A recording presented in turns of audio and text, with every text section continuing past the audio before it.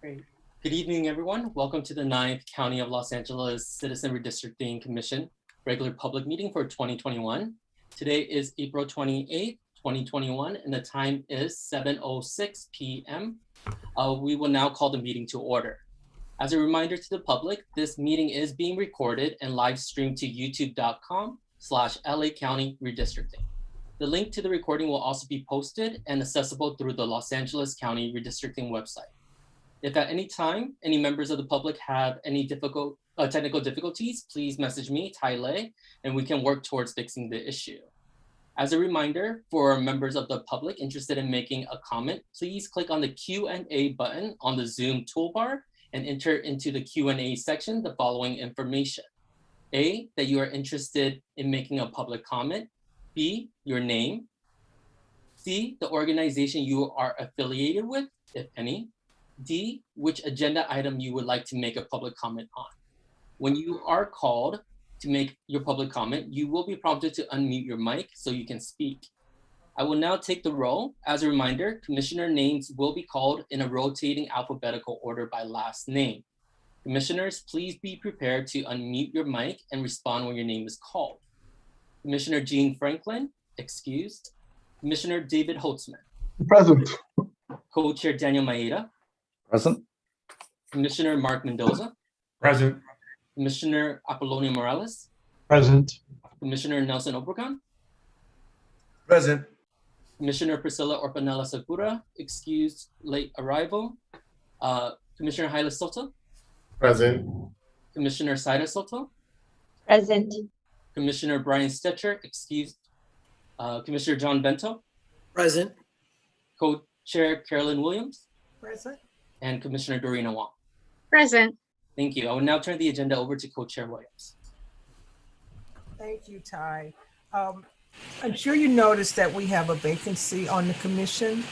The commission and the co-chairs regretfully accepted the resignation of Priya Suriyahan.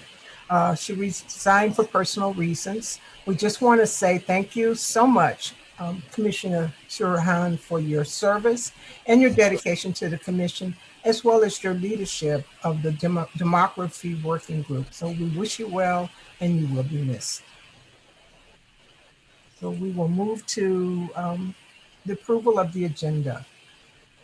If there are no changes to the agenda, it stands approved. Okay, so now let's go to public comments, please. This is for matters not on the agenda. And Ty, do we have any public comments at this time? Not at this time, but as a reminder for members of the public interested in making a comment, please click on the Q&A button on the Zoom toolbar and enter into the Q&A section the following information. A, that you are interested in making a public comment. B, your name. C, the organization you are affiliated with, if any. And D, which agenda item you would like to make a public comment on. When you are called to make your public comment, you will be prompted to unmute your mic so you can speak. Co-Chair Williams, maybe we can wait for another 30 seconds. And while we're waiting, I will just formally announce there were no written public comments received as of 5 p.m. last night or since then. So there are no written comments.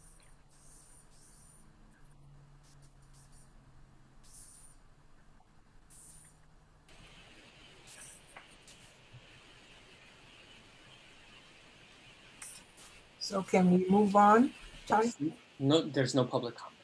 Thank you so much. Okay, we will move to the consent agenda, consent items. So the only consent items are the minutes of the April 14th, 2021 regular meeting of the commission. Are there any corrections, comments on those minutes?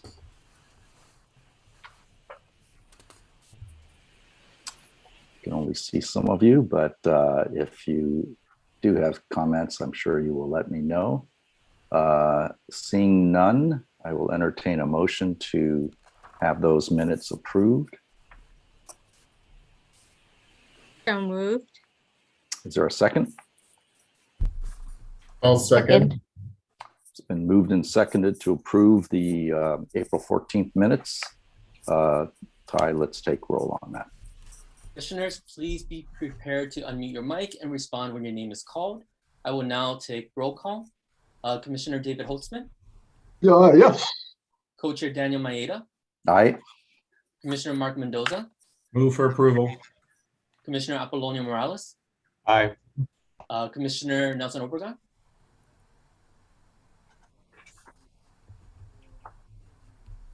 Commissioner Nelson Obregon,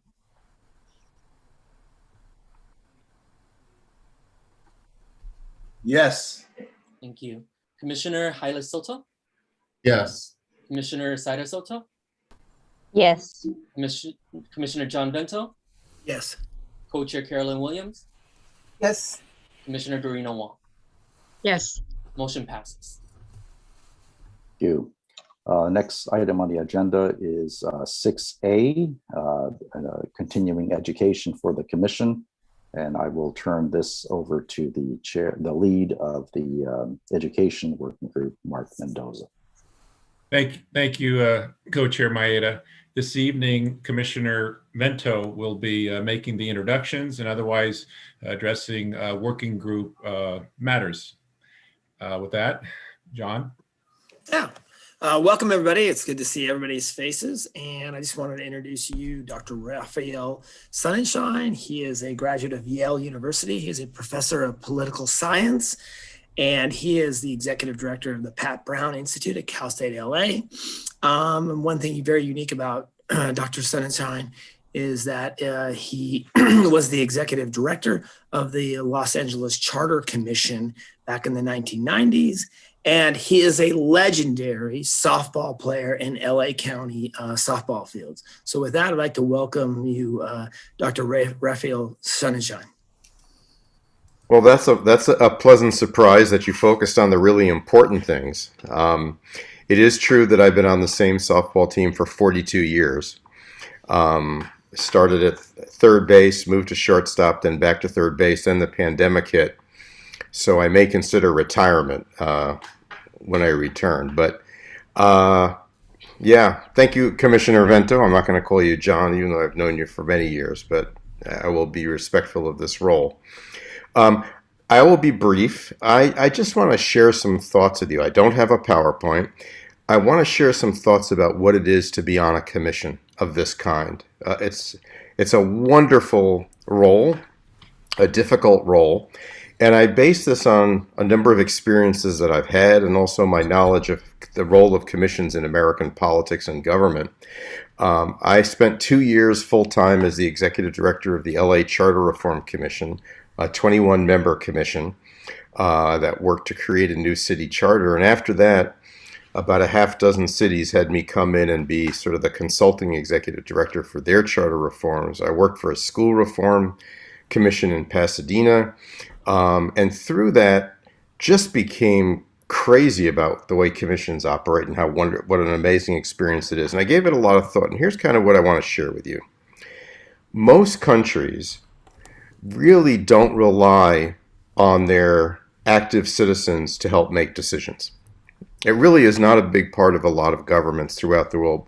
While many people may hate their government in other parts of the world, maybe think it's corrupt and stupid and ridiculous, there is a much greater assumption than in this country that, you know what, they'll figure out what to do and we'll have to deal with it. You know, decisions get made by the government and that's just the way it is. That has never been true in the United States, and that has led to two institutions that really are not present in a lot of other countries to the same degree. One is the jury system.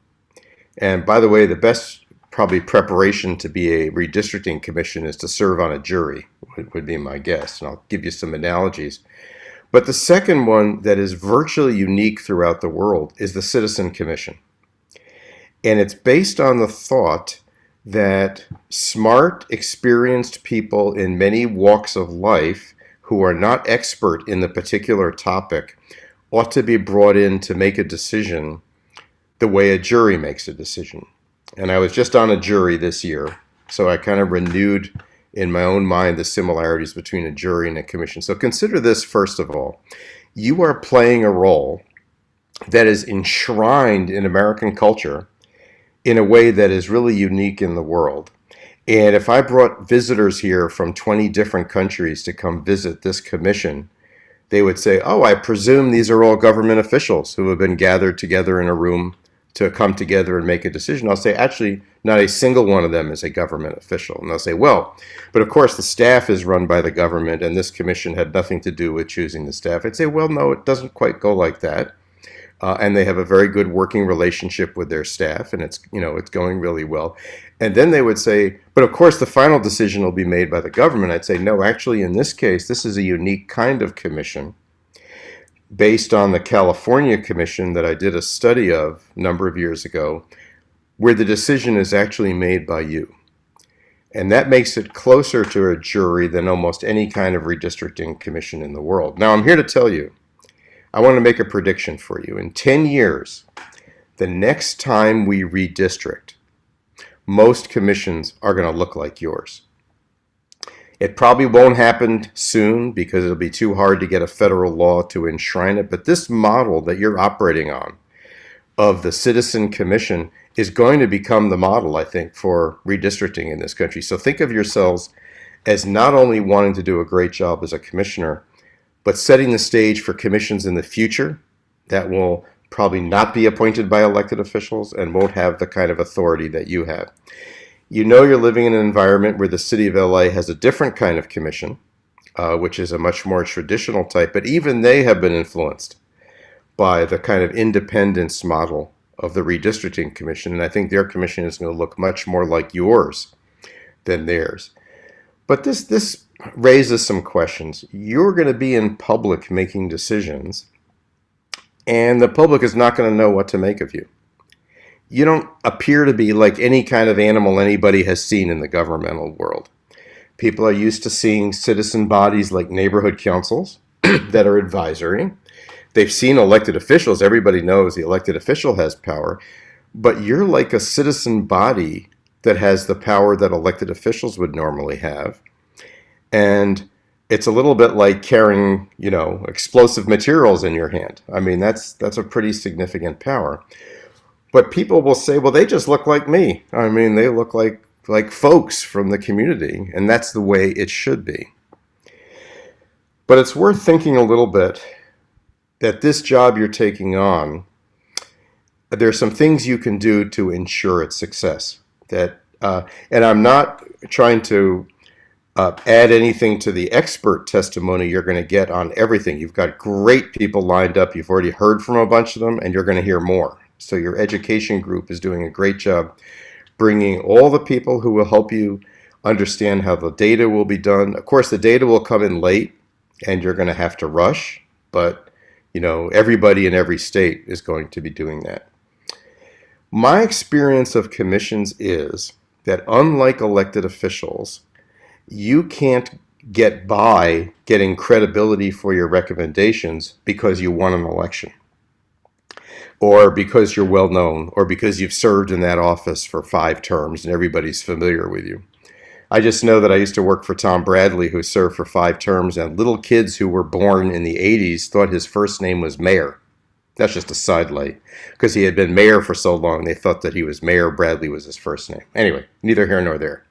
That's not you folks. You folks are on a temporary assignment with a lot of authority, but you don't have the ability to have people come up to you and say, well, council member or supervisor or governor or assembly member. So you're kind of a puzzle for people. The way people will judge you is the way people judge every commission I have ever worked with. They will judge you not by your conclusions, but by the process by which you reached your conclusions. And that's a fundamental thing that commissions are rarely told. They're rarely told. Usually you have the impression there's a single right answer you're heading toward, and if only you could find it. That's the jury model in that sense, guilty or innocent. That's not what it is. I couldn't tell you what the right conclusion is. All you can do is act in such a way as a commission that the public understands you took the right path to get there. And that is a lot harder than you think. You know that you're very honest and sincere people, but you're now entering a political arena where the perception of whether you're the right people acting well may not accord with your own view of yourself. I mean, none of us think we're not acting well. But how the public perceives you is going to be based on process things that are boring, repetitive, and you'll find will make you successful. Because as people see those, they'll have a comfort level with the way you operate. I want to run through what some of those are. And there are things that if you haven't been on a commission before, nobody's taken you aside to tell. Some of the commissions I've worked with, people take the commission aside, like a charter commission, and give them the truth, about what it is like to be a commissioner, especially for those who haven't done it before. It's not bad. By the way, it's not a bad truth. Don't get worried. Don't get upset now. I see a few looks like, uh-oh, here comes the truth. They're all very common sense oriented things. For one thing, everything you do is in public because of the Brown Act, as it should be. You will not be doing a single thing in private that's relevant to this process in any way. It's odd to me how people don't realize that people watch them the way my kids used to watch me and my wife when they were little and would tell us later that we were angry. And I'd say, well, we weren't really angry. And they'd say, oh, no, I could see your face. I could just see how you are. When you're a commissioner, you're an open book to the people who are watching you, even if it's on Zoom. And people watch you and they watch your reaction. And then they attribute things to you. You're attentive, you're bored, you're multitasking, you're doing something else, you look annoyed, you didn't like what you just heard. So it's a wonderful skill and very difficult to learn until you get used to it, to have a poker face. Don't laugh at people's jokes unless they are really, really funny. You'll be amazed how many things you can laugh at that will get you in trouble later on because you laughed at it. Just look attentive. I always tell people there's a difference between be attentive and look attentive. It is true that there will be moments where you're not feeling it, but don't ever show it. And that look is what the public sees of you. And that means no matter who is speaking to you in public comment, a fellow commissioner, you really have to keep a poker face because you're going to be appearing to be making a decision about what you're hearing. Secondly, you will be hearing a lot of testimony. And that testimony will be very compelling. And this is where I have trouble as a juror, by the way. I always believe the defense right up until I hear the prosecution. Then I believe the prosecution. Then the defense comes back and I believe the defense. So it takes me a while to sort of make a decision. People will come forward and they'll make very compelling testimony. They will say who they represent, and that will be compelling as well. But nobody represents everybody. The next person you hear may give you a different view of that. I actually was serving one commission, and a single person came and testified very compellingly. And one of the commissioners said, why don't we vote right now because now I know what the community thinks. And I just stopped and said, well, let's just take a break for a minute. Why don't you go get coffee for a while? And then a whole bunch of other witnesses came up, and of course it turned out to be substantially more complicated. Now, I don't mean to patronize you because I know you know these things in terms of common sense, but all of us, including me, find each element of testimony compelling, but it's the whole body of testimony, which is why you would never want to seem more compelled by one than the other. People observe the relationship between the commission and the staff. Now, I've seen some unhealthy cases. I very much doubt that's going to be true of your commission. You obviously have a good staff, and the staff is going to be very supportive of you. Hey, Gail, you sitting there? Just want to make sure Gail is there while I'm saying all this. The staff's job is to be like the judge, and you're the jury, and the judge's job is to make sure that everything is put in front of you that you need, and Gail is doing that. But the public will look to see how you interact with the staff. And I know it will not be this group, but you could be tired one night, and it doesn't come in quite the form that you're waiting for. Once again, poker face, suck it up, take it up later. It's probably not a big deal. but it's really just not worth doing anything that appears that you're not kind of on the same page. Now, the staff will help set you up for the absolute most important thing, which is to make your decisions. That will be you. At the end of the day, that will be you. You'll have other things to consider that also occur in jury cases. You will have a different level of expertise on this body, because if I picked names out of a hat, I would get people with very different levels of expertise. Happens on juries all the time. You know, I was on a jury about a rental thing, and one of the people on the jury knew all about rent. Well, you listen to that for a while, but only in the same way that you listen to the staff, as something that helps you make a decision, not that makes the decision for you. So there is no reason to defer excessively to expertise that is outside the room kind of the material that you're getting. When the public is speaking to you, which you've already experienced, it's actually quite exciting. It's one of the great things about the Brown Act is that people talk to you. It's not like getting a letter in an office. I mean, people get right up there, and they may be angry, they may be happy, they may be all different sorts of things. The most important thing for you to do is to listen clearly, but not to engage in an argument or debate with a public speaker. That is not fair to the public speaker. Now, I want to tell you why that is. One of the great mysteries about commissions is commissioners don't think of themselves like politicians. They don't think of themselves as powerful people. You are powerful people because you're holding a powerful position that will make a powerful decision. If I make a comment to you and you come back to me and say, well, have you thought about this? Or, I think I see what you're saying, but I think there's another way to look at it. I'm now being placed one down by the equivalent of a public official. It doesn't feel good to a person. If you're going to engage, I can tell you this, it feels best if you ask a question to get more information on what it is I'm saying. But even that question sometimes could be seen as a critique, or have you thought about, or, what about this? Just don't go there. There's no price to taking in the information. When people come to speak, they're expecting to be heard. And I think that's a very fair expectation, but they're certainly not expected to get into an argument. I did in my first charter commission, there was an elected official on my panel who didn't listen to any of this advice and got in an argument with somebody who was making public comment, and the entire audience turned on the councilman, as they should, because they were saying, hey, you're pushing around someone who's speaking. How you speak to each other is extremely important, and there's no training for that. There really is no training for that. You probably start learning things about yourself that you've only been told in your family or by your friends. Like, did you know that when you say stuff like that, you sound angry? You say, no, I'm not angry.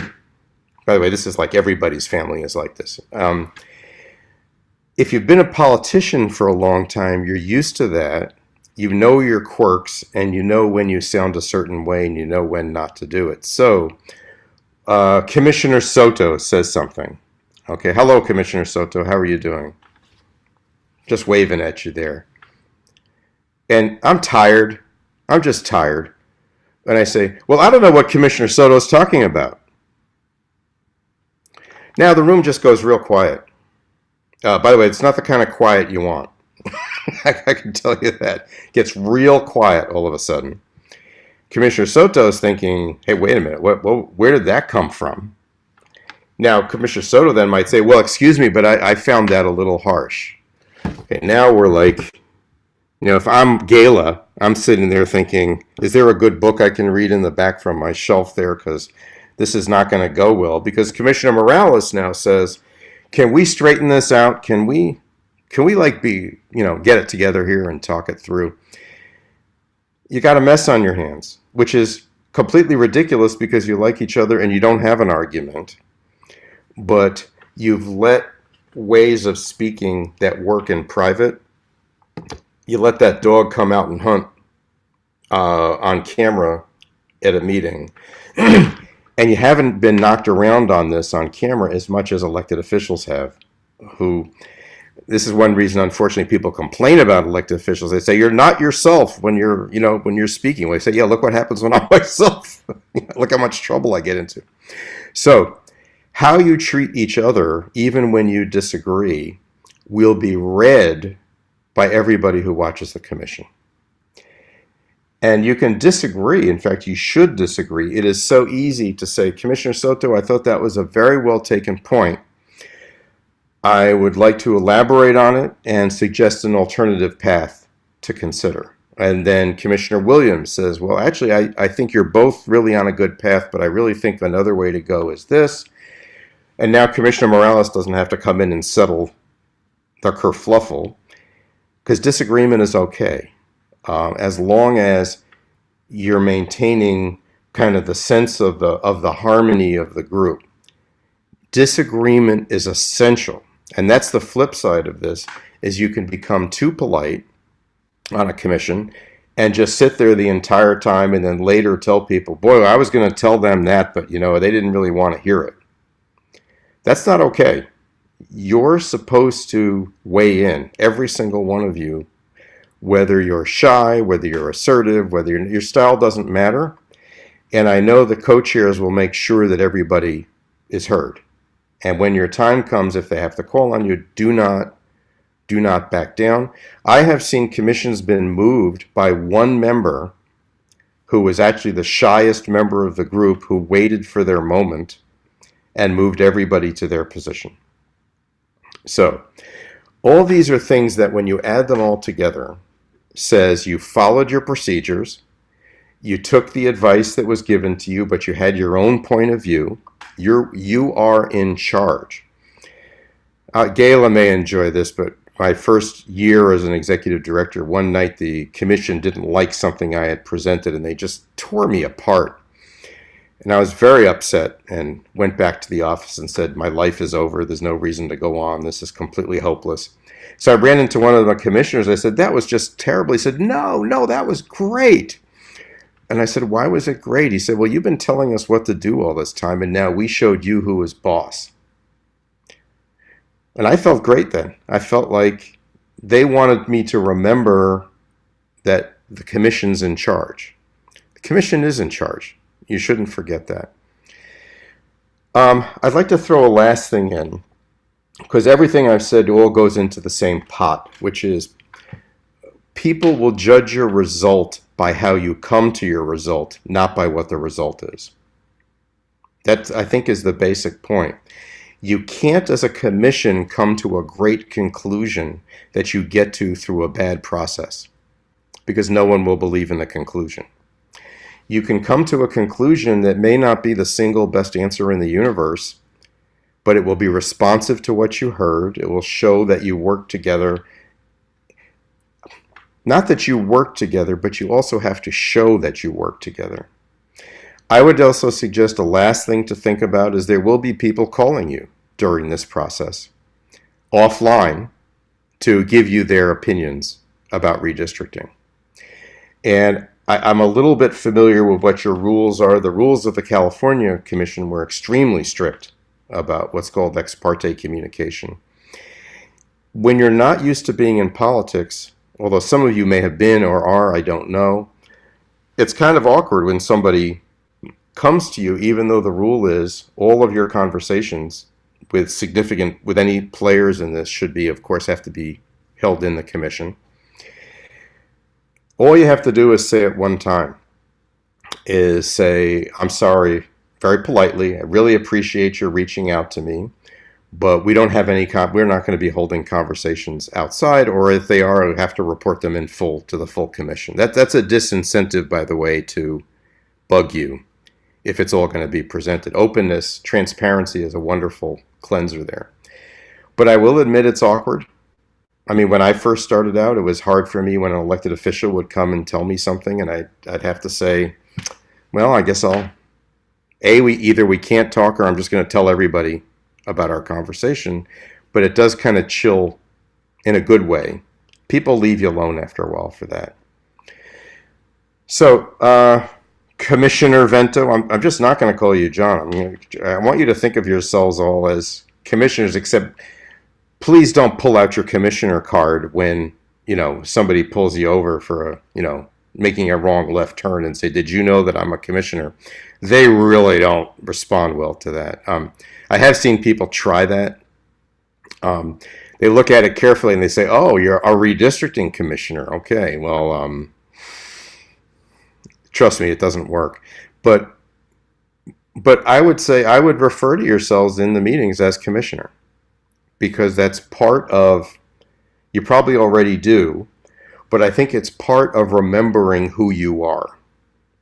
That at the end of the day, you earn your legitimacy through your process, but you have legitimacy because you've been selected for this very important role. And the key is to align the legitimacy you're given by people's perception of you with the actual authority that you have. Then you're going to be great.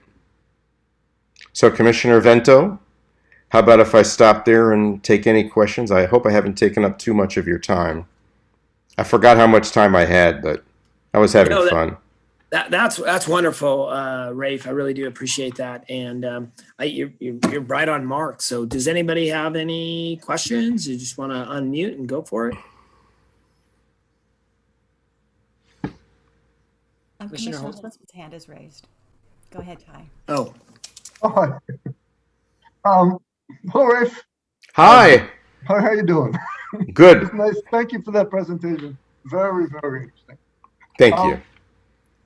Well, a bunch of us have read the report you did on the State Redistricting Commission from last time, the one that was commissioned by the League of Women Voters. Mm-hmm.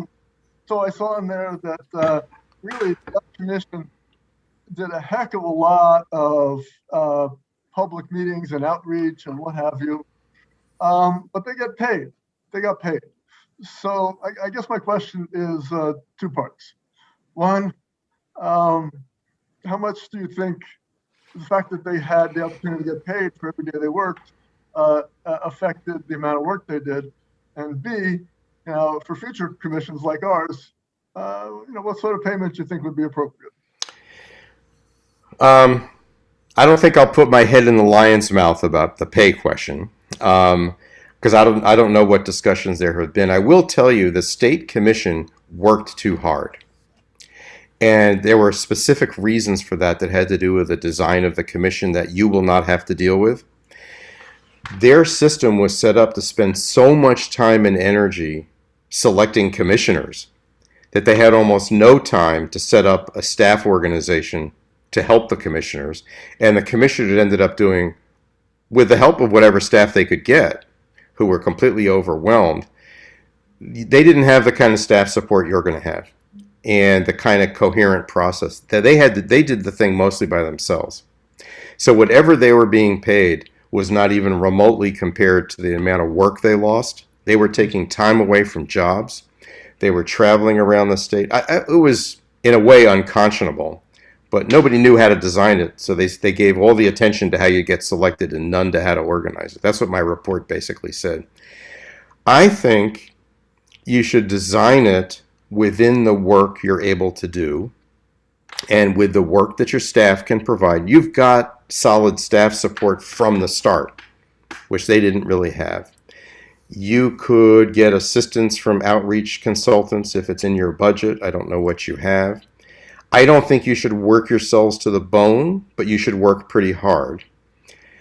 The compensation question, I wouldn't know how to set what's the right compensation. I really don't know. So that one but as it turns out, you couldn't have paid those commissioners enough for the amount of money they lost from their jobs by the work they did. I mean, they were doing almost everything. And they basically gave up, a year or more of their lives to do this. It was close to full time for them. This should not be a full-time job for commissioners.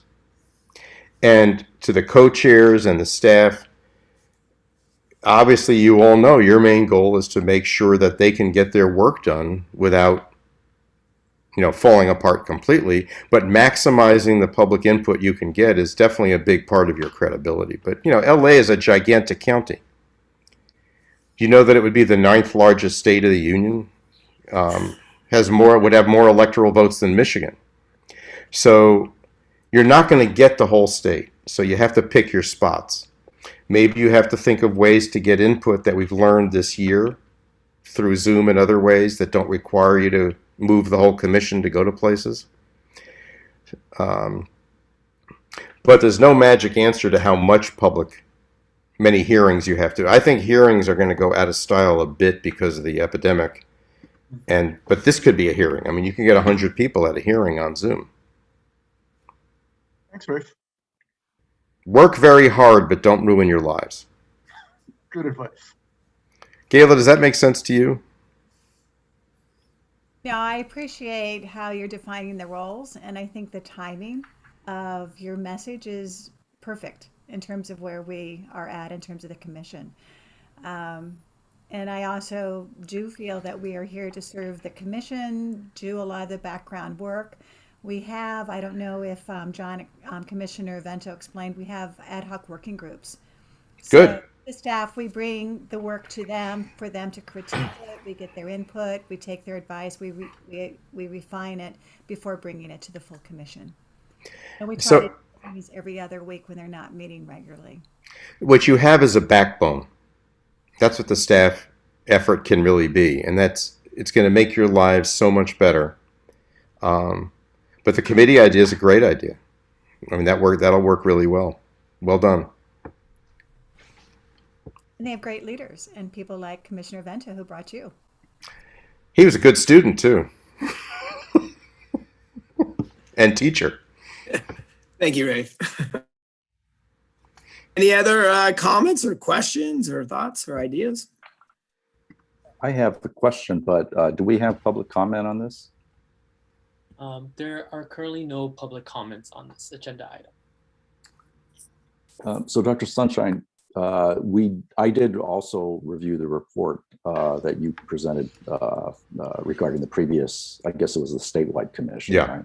Mm-hmm. And I saw that you mentioned something to the effect of that you thought the commission should be jurors, and that commission had been acting to some extent as sort of as public officials reaching out to the community, reaching out for input to the community. And as you know, the statute requires us to have a certain number of public hearings, one in each district, and et cetera. And we are going to be receiving a tremendous amount, we believe, of testimony from the public, right? Do you have suggestions for how we should be using that testimony? How can we, make the optimal use of the information that we're going to be getting, other than being poker faced and not, reacting to things? Are there best practices for how we can catalog them, how we can process that information, which is going to be a tremendous amount of information, I would assume? Yeah, there is. And this is where the staff will help you a lot. Sorry, Gayla, but this is, you're going to be doing this. You're going to get a flood of information, and it will flood you. It will just flood you. It will overwhelm you. The staff can help you. Maybe you'll have a committee on this, a committee on public outreach. And the first thing to do is get agreement on what categories you're going to have so that the staff can then put it into categories, and the categories can be suggested. Then you're going to want to know who's for and who's against certain things and what people want. But then you may want to weigh the size of the organizations that are represented. Some of them are long-standing organizations that have been around redistricting forever. Some of them may be an organization that has a very appealing name, but the interests that are behind that organization are the complete opposite of what that name is. And you would certainly need, if it's an organization you don't know, to ask the staff to help identify. This doesn't mean their testimony is not worthwhile. It means you have to know where it's coming from. So if it's a labor group that calls itself business for this, or a business group that calls itself labor, then you just want to correctly know and identify who you're hearing from. Organizations often do exaggerate their membership. in public testimony, and it's pretty easy for the staff to go to public records and get some idea about that. But your decisions as a redistricting commission cannot be solely driven by balancing off public comment or public input. It is input to your decision. It is very helpful, but you should also be relying on the expert information you're getting that allows you to follow federal and state civil rights law, voting rights laws. You'll be looking at maps, and you'll be thinking about maps in terms of criteria. You'll probably want to make sure you have some criteria that you'll be using as you get closer to that. So sometimes I've seen people make the mistake of treating public input like it's something they need to do a sum total and take a vote on it. Not that you'd be saying that at all, Commissioner, but some people might think that the public testimony will answer the question. But public testimony may tell you where there are some things that you really have to pay attention to that you might not have thought of. Quite serious things that you might not have thought of. And you've got to keep your eyes open for that. But I don't think you should get weighed down by, well, without categorizing, you won't be able to. But Gayla, does that make sense as a staff thing to work with the commissioners to have a readout of what they've heard? Yeah, we're already trying to think through with this the first round of public hearings starting in June, the best way to categorize, have the public comments come in and be made in an organized way so you can begin to see patterns. The patterns will emerge. I mean, you'll be amazed. I mean, it's going to seem like a real mess at first, but the patterns will emerge. And when you hear from your demographers and the people who are, running the numbers, they will help you understand what the person's talking about too. I mean, sometimes I find it's mysterious. Someone says, well, you can't do that to that building. And it turns out that building has been in one particular area for 50 years. It has historic meaning to various communities. And so there's ways you can find out additional information with the help of the staff to do that. I hope that helps. You've identified an important thing, though, because if you're not careful, you could feel overwhelmed by it.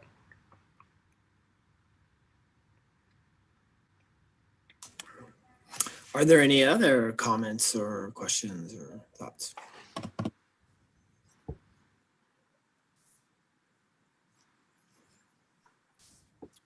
Coach Williams, you have your hand up?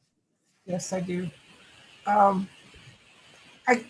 In terms of public comments, are there instances where we hear from more certain groups more than we hear from others? It's like, how do we hear the voices that we need to hear that may not be present? I guess. Any suggestions for that? Well, first of all, Commissioner Williams, that's a very astute question that people don't ask often enough. Because if you just take what comes over the inbox, you need what comes over the inbox, but you have to ask yourself, what's the dog that's not barking, as Sherlock Holmes used to say? I think you can actually work with the staff or with a committee and the staff to say, I feel like we didn't hear from everybody on this. Is there anything that's been said by any groups that are not here but seem like they ought to have an interest in this?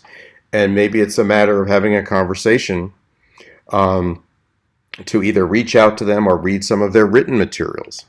There will also be a lot of written materials that won't be presented to you that the staff could show you. But let's say you asked Gayla that question. Gayla could go out and look for it and see. It's the kind of question you ought to be asking during public comment, which is very compelling. I keep feeling I'm not hearing from everybody on this. But you don't want to say that in that moment. But you can go back and make that an assignment for the commission to take on. Does that help? Yes, it does. And I think, again, Gayla, that's something we're already considering and thinking about as we move ahead. So we've got great staff. I have a feeling you do. And if you're already thinking about that with your staff, you're ahead of most commissions. Because most commissions have to go through a long period of comment before somebody raises their hand and says, who are we not hearing? So good for you for raising that, and good for the staff for moving on that. I like your staff. I want to work for your staff. Actually, I can't, but. Are there any other comments or questions or thoughts? Well, seeing none, Ray, for Dr. Sonenshein, it's really been a pleasure for you to address our commission. I just really appreciate the advice that you shared with us, and I have to agree with a few other commissioners that said this, that your advice was timely. It was perfect. I think it was necessary, and I think it brings us also a lot of pride about the job that we do. And I like the correlation between the jury and the way we look at this. So thank you so much. Well, I'm including my email address. Nothing I love more than giving an advice. It's like being an uncle. Like, you don't have to actually raise anybody, but you get to give advice. So, plus I like calling you Commissioner Vento. Well, thank you. Thank you, everybody. I'm going to go eat dinner. Good luck. Thank you very much. Thank you. Very helpful. We're going to move on to our next educational program. And John, I think you're going to be introducing the next ones as well. Yes. So everybody, it gives me a great pleasure to introduce to you Dr. Stephen Steinberg, and he oversees the LA County mapping software.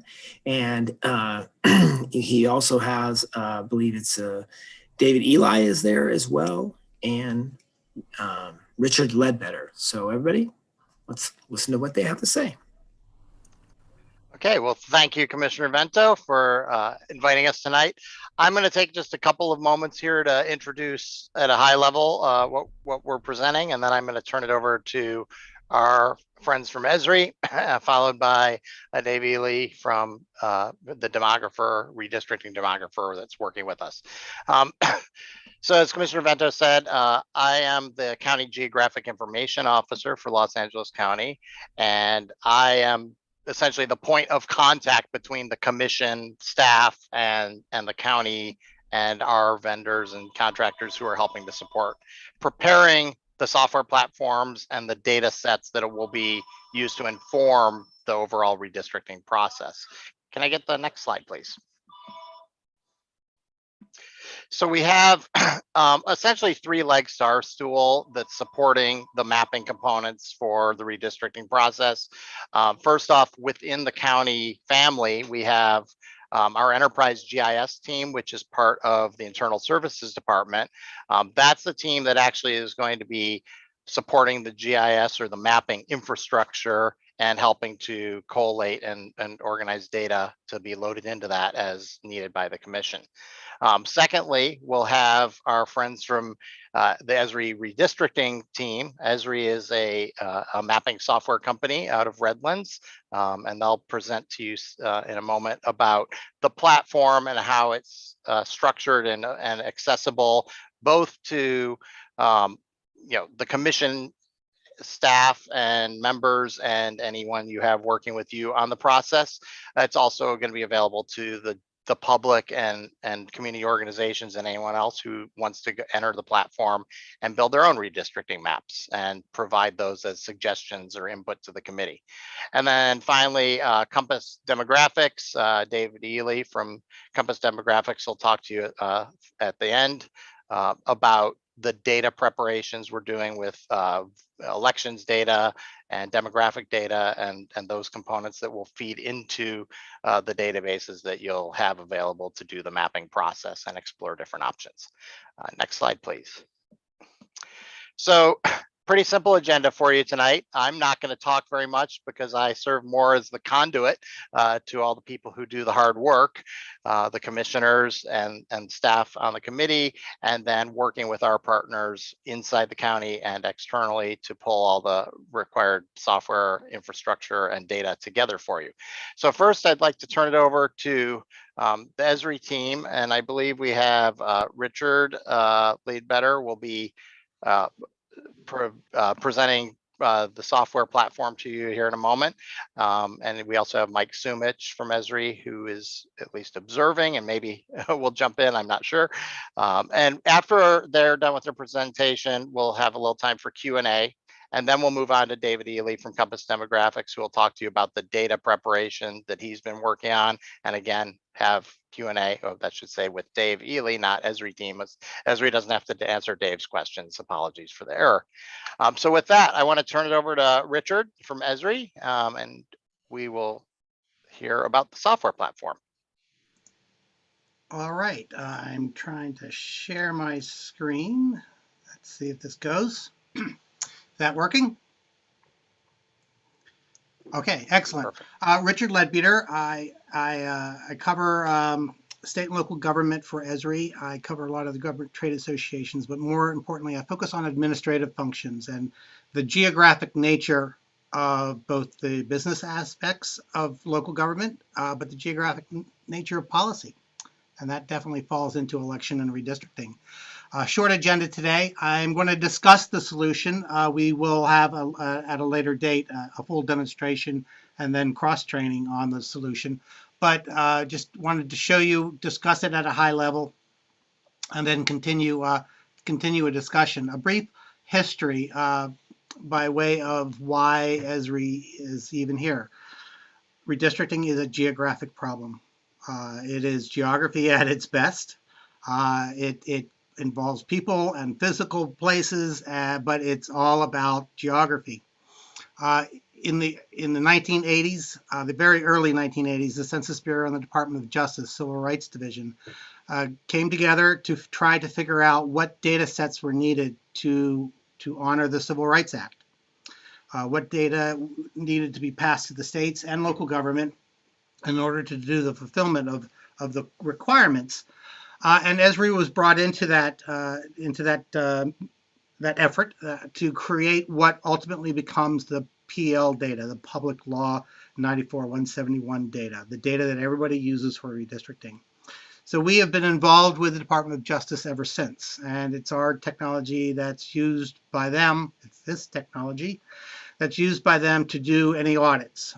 Section 5 has been kind of diminished or taken, the tooth is gone from it, but it's still there in theory. But any kind of review DOJ does is done with GIS, with Esri software. The 1990s, we had workstations. The workstation on the left was probably $60,000 in 1990 dollars. I know, I bought them. The software was probably $40,000. So there was still a steep barrier of entry to do redistricting with the data that the census gives and the processing power to do it. So typically it was a very closed group. And maybe you do a couple scenarios, but that's about it. 2000 is that epitome of a disruptive moment. You could walk into a big box store and buy a PC that was capable to run redistricting software. You could go to the internet and find redistricting software, or maybe you had availability of GIS, core GIS technology at work. And people were doing that. My aha moment in 2000 was Loudoun County, Virginia, which is the second tier outside of DC. State of Virginia released the data and their federal and upper and lower house plans, and they expected local government to take those data sets and start working on their own district plans, much like you. They released it late on a Sunday night. By Tuesday morning's board meeting, the Loudoun County Council had just under a dozen plans submitted by the public. And I say that was my aha moment because I realized people want to be involved in this process. And that was the first of two things that started me down this path. In 2010, we had this product. I'd like to say we almost created a consumer level redistricting product. The average person could get into the software and make a plan and understand the process. Redistricting is hard, as you are learning. It has enough of its own rules. The software doesn't need to be hard also. And part of my challenge is to prove that software doesn't need to be hard. To take a half a decade step back into 2005, this is when I wrote what I call my manifesto. seeing that Loudoun County experience, I realized that there was a number of things coming together that could make this possible. The cloud technology. In 2005, over 90% of the paychecks were being done by direct deposit. That's cloud technology. If you went to H&R Block or you used any of the tax software, it was using cloud technology. So people were using it. It was safe. It was secure, and browsers were becoming more and more capable. So I knew something could be done that was very easy to use, very easy to distribute. And I wrote this as a manifesto internally to justify we need to create this product. As you know, we're a core technology product. We create GIS, geographic processing analytics. We usually don't do end applications, but this was an exception. I made this an exception that we needed to be in this market because it needed to be an enterprise approach, and I'll talk about that a little bit later. I like to give a little primer on census data so people at least get it. I'm sure you know about census data, but just to set some leveling, every one of those words or phrases that's up on that image on the right side is an area. You have to think about that as a place where people live.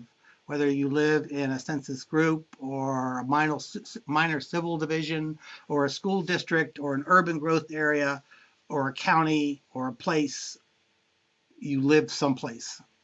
Okay, and census data is built to replicate that structure.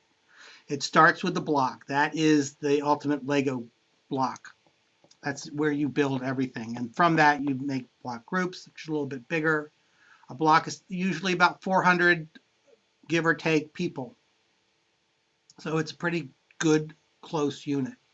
And that's where you'll be getting your data. That's the level of data you're getting down to that kind of neighborhood.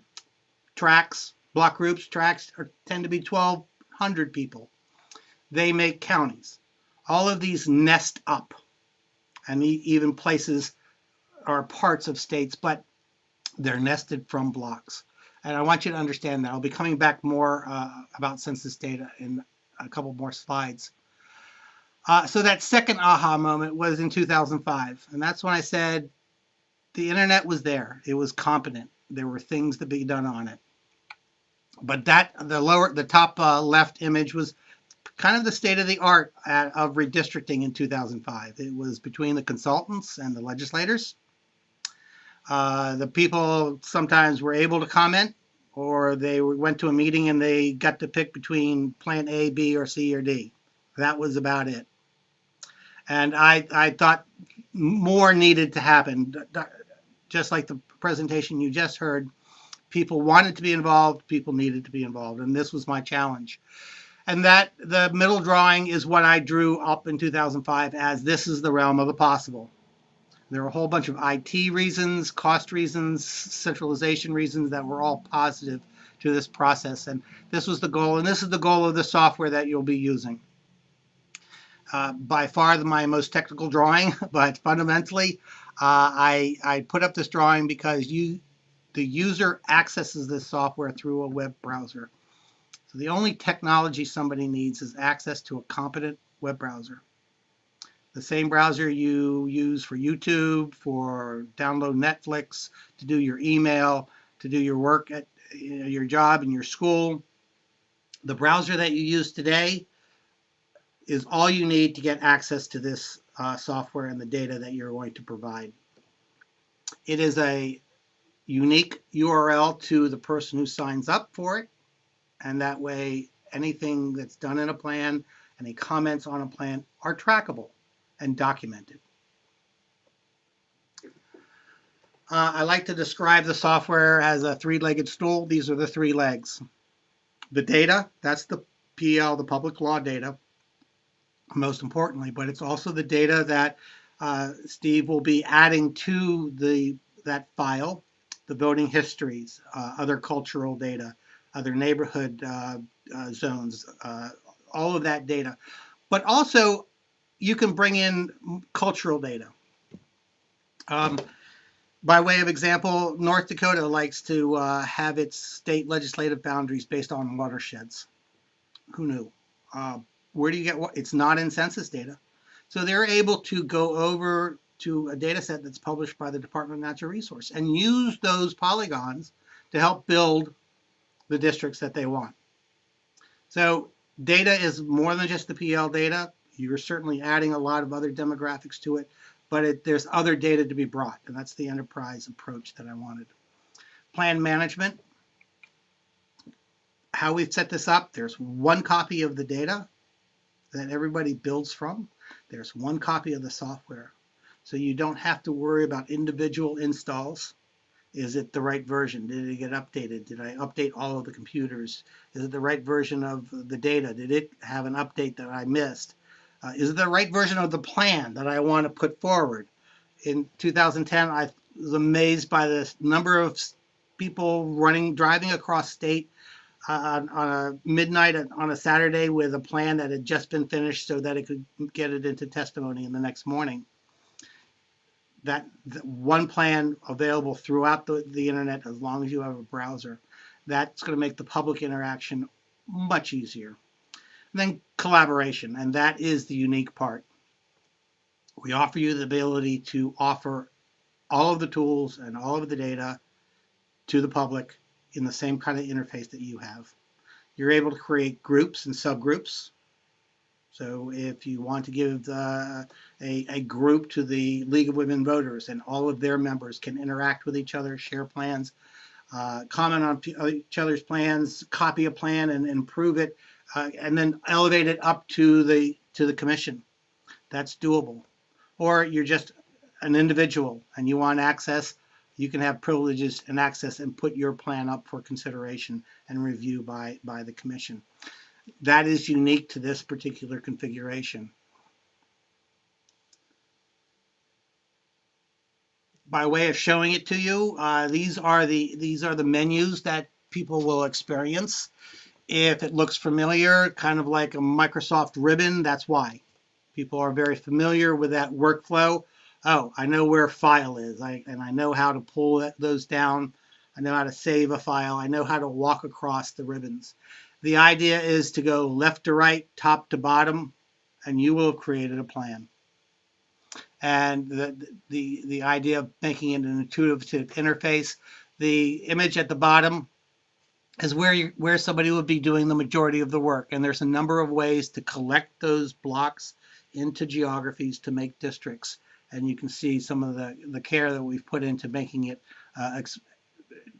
easy to explain and easy to follow through. There are some validation and some review tools that we've included, of course. You can take plans and compare them. That's the plan on the left with the red and green text, where comparing A and B, you're able to see where the differences are in the hashed polygons. The top center is a validation of the standard integrity tests. Is it complete? Did you leave any geographies unassigned? Do you have any polygons that are islands and they need to be continuous? So it checks all of those for validations and walks the user through error by error until they can be adjusted and they have a final competent plan. There are other reports and analysis that can be done, as well as a learning tab. You get stuck, there's video learning. This is all easily customizable by the county. Back to my explanation of the census data. The PL data is actually 4 different files that are brought together. Esri grabs this data as soon as it becomes available, processes it, puts it together into a format that makes sense, that's intuitive to look at, and easy to understand. We have a process that does a considerable amount of QA. Just because they're giving us a format, we got to check it, and we have to make sure it checks against the software as well. So we load the data, we make sure it works, we index the data, we make it work that data will run fast, have the appropriate geographies predefined for you. So if you want to look at a neighborhood or a named place. That's a piece of geography that you can just call, and you don't have to worry about how you have to assemble it from those individual blocks. So that's a process that we take seriously, in that we process the data, that it works for you and works inside your configuration. And this is just a schematic to show how we will repeat that and create the blocks, the block groups, the tracks, the count, all the way up to the county level, and whatever other geographies that you need.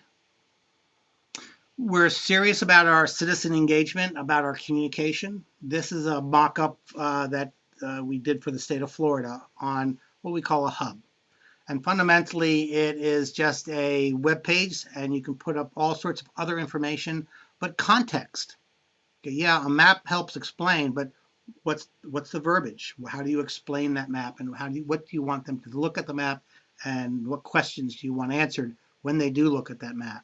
These are just other tools that are available to you to get better communication of, here's the plan, this is what I'm thinking, we want your thoughts, answer these questions, and ways that citizens can communicate those things back to you. We do have some learned lessons that anybody can do. It's actually quite geared for college, community college, and even high school civic classes can take these learned lessons and add them to their government classes as a lab. I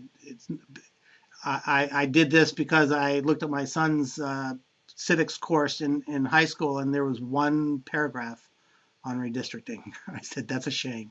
Somebody needs to be out there teaching this. It's much more important than some of the other things he was covering. And that's it. That's it for my my thoughts. Glad to take any questions. Commissioner Orpanella Segura. Thank you so much for your presentation. I have a question in regards to compatibility. Is the website mobile and tablet compatible? It is. Now I say it is, and then I pause, because you're going to be looking at a large piece of geography, and unless it's a big tablet, it's going to be quite cumbersome. So you can access it. It will be difficult when you're looking, trying to do it, maybe even on a large phone, and see a decent piece of geography to make it a district. Your districts aren't that small to be able to zoom in. There's a lot of detail there. So it is, but it's a human problem of a lot of data squished onto a screen. Commissioner Morales, then Commissioner Holtzman. Thank you. I had a question, and thank you for the presentation about, I saw a term, common compliance blunders. If you can explain a little bit of what exactly that means, and what's an example of a compliance blunder. So all of your districts need to be one. You don't want an island. So as you're building District 1, you can't have these little pieces of unincorporated area off in the county floating away. They have to be connected. Unassigned geography that might be in the middle of District 1, those kinds of errors. So splinters, polygons that aren't coincident, don't meet, leaving unassigned geography. We can take care of physical islands; those are okay. But islands in District 2 and District 3 that should belong to District 1, those are the kinds of things we check against and validate against. Commissioner Holtzman. Okay, two questions, really. One quick question, following up on your talking about the size of screen you're working with. I'm actually thinking of getting an external monitor because I don't have a laptop screen. I'm wondering if you could recommend a size or type of monitor that the commissioners should have to do the work. How big's your TV? How big's my TV? That's a good question. 43 inches, not huge. These, I mean, LA is not small. There you have an incredible amount of detail. To a great extent, most states have a smaller problem than you have to address. I have a 25-inch screen that I use, and my eyes Yeah, I wear glasses, but that's over 40, not for my work. Okay. My other question was, you used the word cross-training to describe the sort of training we're going to do. What do you mean by cross-training? When you get introduced to it, one, we hope that the interface is intuitive enough. And in some commissions, we've scheduled a training, but the commissioners had access to the software a day or two before. They were already making plans, so they were able to just follow the logic, and no training was necessary. We do have you know, we once we install the application, turn it on, we do provide training. Okay, this is how you use the software. It's more of a train the trainer training, so that everybody can know how to train somebody else. So that's what I mean by cross training. That we will school you enough that you will feel that you can train anybody else. All right, thank you. And let me just also add, Steve Steinberg, you may want to weigh in because your staff will also be available to help support and train not only the commissioners, but the public. Correct. So, as Richard said, we're going to have our staff go through the same training. I believe Ty will as well from the commission support staff side. So we will have internal capacity to do additional training, whether that's community group training at one of your meetings or a special workshop or otherwise. And then between Ty on the commission side and staff on the county side who are trained in that way, we'll be able to provide support throughout the process. That said, as Richard alluded to, Esri isn't going to set this up, train us, and abandon us. They will be with us through the process as well. So if there's something beyond our immediate capacity to answer a question or about how something works or to do something, we have access to their team as well to support us. Commissioner Saira Soto, then Commissioner Haile Soto. Thank you. I have a question about sort of if you've given thought and made any adjustments to the software, the process, or the interface with community. I think during the pandemic, a lot has surfaced about the lack of technology that a lot of communities are struggling with, accessibility to connectivity and so on. And so I'm wondering, it doesn't seem to me that the technology is necessarily new, but wondering what we might what kind of actions we might want to take to ensure that community has real access to it, given what we know now through the pandemic. One of my goals, one of my very real goals was in 2010, I saw states buying every library new computers and equipment. Not necessary. If you have a competent browser, you could have access to this. So the idea that all you need is the browser, meaning every computer already existing in every library is available. So, I can't help with the device. You're going to need a device no matter what you do, but we've certainly lessened the requirement of the device. You don't have to have a serious machine because this is serious software with lots of data that you're installing. No, you just need the browser. So I think that's as low as we can make it. But knowing that the county has resources, libraries, civic groups have available computers. All they need is a web browser. Awesome. Thank you and just to follow up, can you share with us sort of from past, what number of users have you can you reference so that we have a sense of like how many individuals or groups may have tapped in? I never was able to collect numbers from LA a decade ago. I'll use the state of Utah as an example. I know it's a different size, but they opened it up to the public. They had well over 1,000 user login requests that they granted. Everybody got on it. There was a certain percentage that got on it, saw that it wasn't just a crayon, so they kind of left. So about 900 actually spent more than a couple of hours in the application. Of that 900, about 370 submitted plans, full plans, because they had gone through all the validations. There weren't holes in them. So they weren't disqualified without the citizen knowing. They were legitimate plans because we had walked them through that process. And with that, staff categorized them. Much like your first speaker said, is this a rural? Is this an urban? Is this, what was the theme of the plan? So from a software point of view, we built for capacity.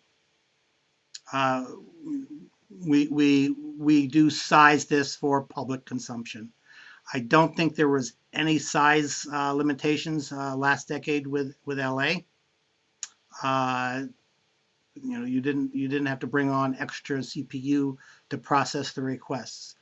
Most of the work is done in the web browser, so there isn't a lot of server transaction that needs to be done. So the capacity can be done.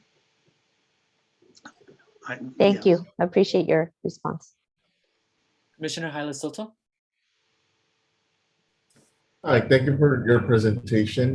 Just if you would be able to confirm that you'll be able to support all 12 languages from our outreach, and whether or not you have on-site staff or the county does for technical support in those languages in our 12 languages, just because I'm sure we have interpreter access, but sometimes when it gets to technical terminology, it's sometimes easier when someone's familiar or with those languages, they'll be able to provide support, a bit more comfort, and provide assistance to the public.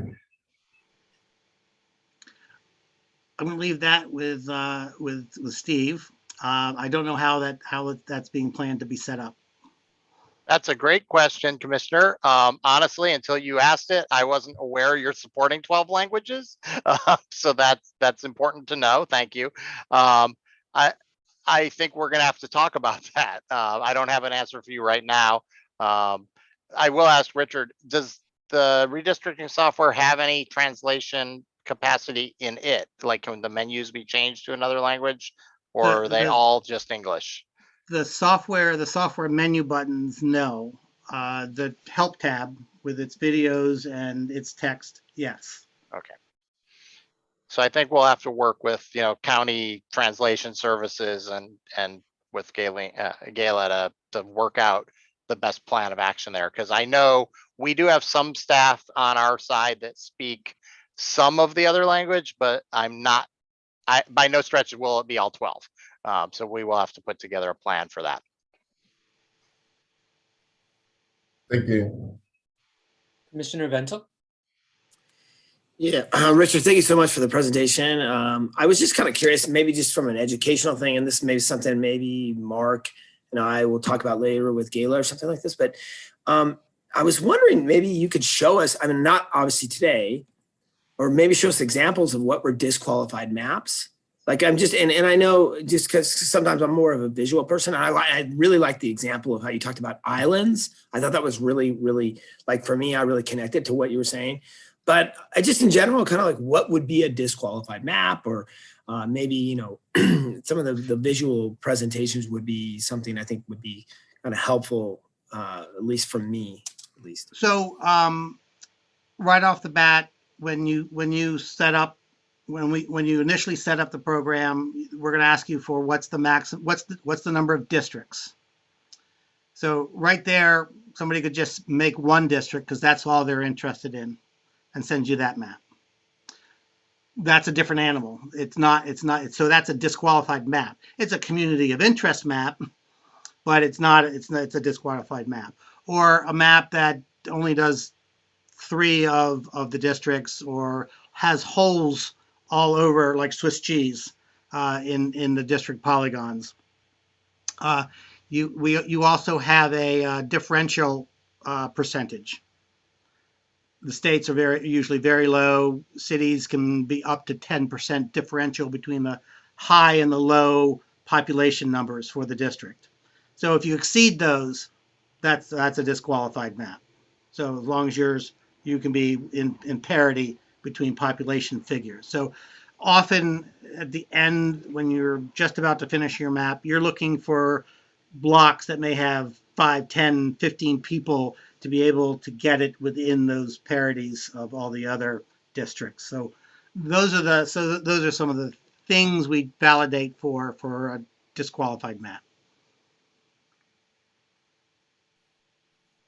So we currently don't have any other questions from the commissioners, but we do have a public comment. Holly, you have your hand raised. I do. Richard, can you tell us if someone builds a map that doesn't meet one of the thresholds that we build in and set, are they nevertheless permitted to submit it? It'll just be flagged as one that failed 2 of the 5 tests or 1 of the 5 tests. That's a configuration that is up to you. So a lot of the commands are very detailed in the permission. So we allow you to create personas. So maybe you have a commission persona, a commission staff persona, a technical user, a citizen user, anything along that arc of functionality. So you could turn off some of those validation checks and accept maps that fail. So yeah, that's a trigger that's up to you to define. Commissioner Bento. Richard, one thing I wanted, would the software be able to identify race and gender? So we load all of the PL data. So you have you don't have gender. So you have counts, of course. You have all of the race and ethnic categories that census collects. So black, white, with Hispanic, without Hispanic, as well as other up to 200. I can't remember the number. 250 attributes that census delivers in the PL data. Now, the speaker after me is going to talk to you about all of the other things that you're going to include, to add in. Voting histories, I can only imagine, but also definition of neighborhoods, planning zones, and other personal geographies that the county has. Those will be included. So yes. Can we take the question that was submitted by the public? So we have a public comment from Barbara Broide from the West Side Neighborhood Council. So Barbara, you will be prompted by Zoom to unmute your mic, and then you can ask your question. And I will do the 2-minute timing. Thank you. Thank you very much. As a citizen, some of this is a bit daunting at this point, and many of us will be looking at not only the county redistricting question, but the LA City Council redistricting. And I'm just wondering whether some of this data can be used by us, can be configured, can be looked at in order to help us in those tasks as we move forward. I'll try and take that one. Richard's looking. The short answer is the platform we're spinning up for the commissioners here is for the county redistricting. Right. That said, the data is accessible to pull out, or if we set up, and this will be decisions for the commission to make, if we allow a citizen account to do an incomplete map could be just looking at the area of LA City you're interested in. It wouldn't check through the county redistricting rules, obviously. But as far as seeing the census information and other information that's there, that data is all accessible. In fact, you can download it and do anything you want with it on your own outside of the platform as well. Thank you.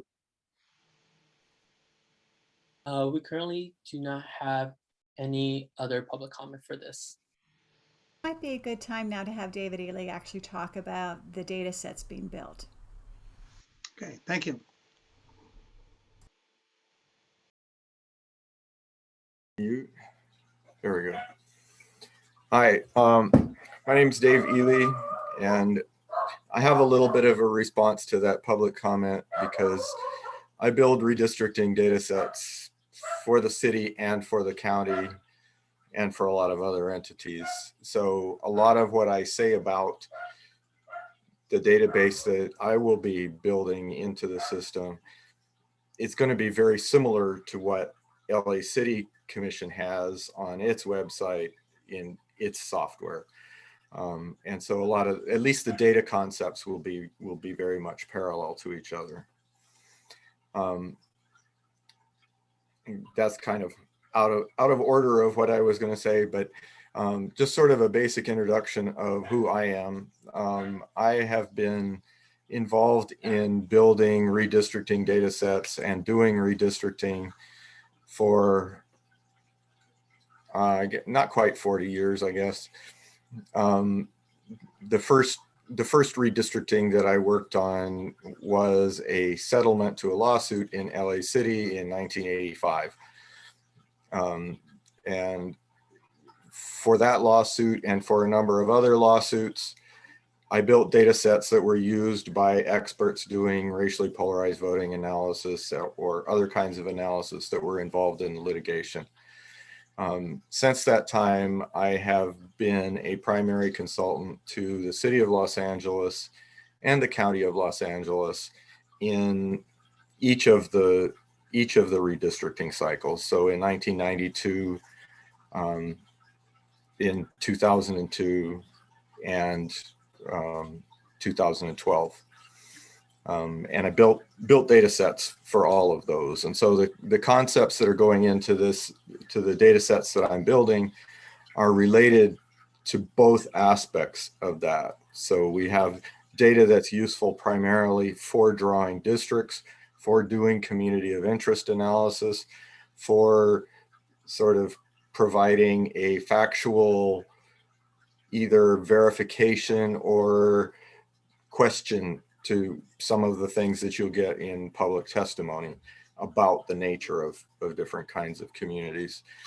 The other part of the data set is one that you probably won't be using particularly much in terms of drawing districts, but if you get to a point where you're trying to make decisions that are going to be primarily based on race in order to avoid violating the Federal Voting Rights Act, there's a lot of data analysis that needs to go into justifying those kinds of decisions. If you draw race-based districts without a good attempt to determine whether or not the Federal Voting Rights Act would be violated, then the courts will look disfavorably on that kind of a plan. A number of states in the South made lots of claims about, in the last cycle, claims about how they had to draw districts because of the Voting Rights Act, but they made no effort to document that there was any actual need for those choices. And the courts threw out a number of those plans. So working together with county council and the commission's council and probably another consultant, will have what I will be preparing is a very rigorous database that can be used to do that kind of analysis as is needed going forward.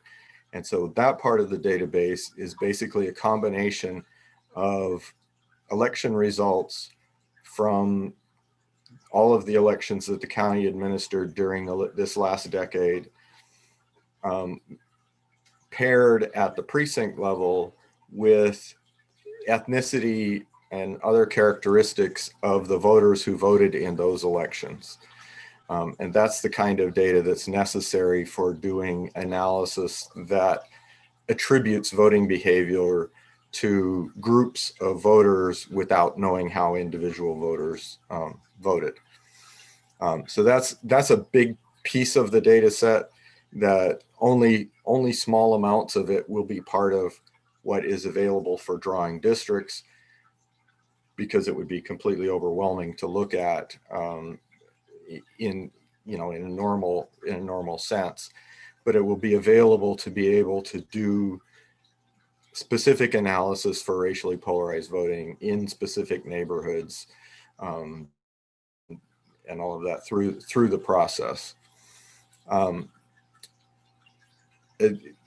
additional part, there's a couple things of what Richard talked about that have an awful lot of complexity that in the past, and my recommendation this time around as well, we've done a lot of simplification. So one is the creation of redistricting units. We've referred to them as RDUs in the previous cycles. And basically, instead of trying to do everything at the census block level, or I believe there's about 70,000 census blocks in LA County, we create a smaller universe of units that follow city boundaries, the county community boundaries, the existing supervisorial district boundaries, and census tract boundaries. And building those units in ways that each unit is a contiguous unit that can be assigned by itself without there being multiple pieces that are discontiguous from each other.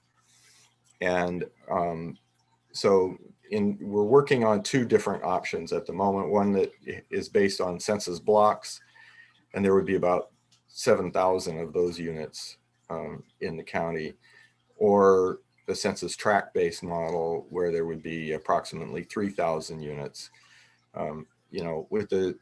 With districts that have 2 million people in them, having units that have a few hundred people in them is really not very necessary for any kind of population balancing.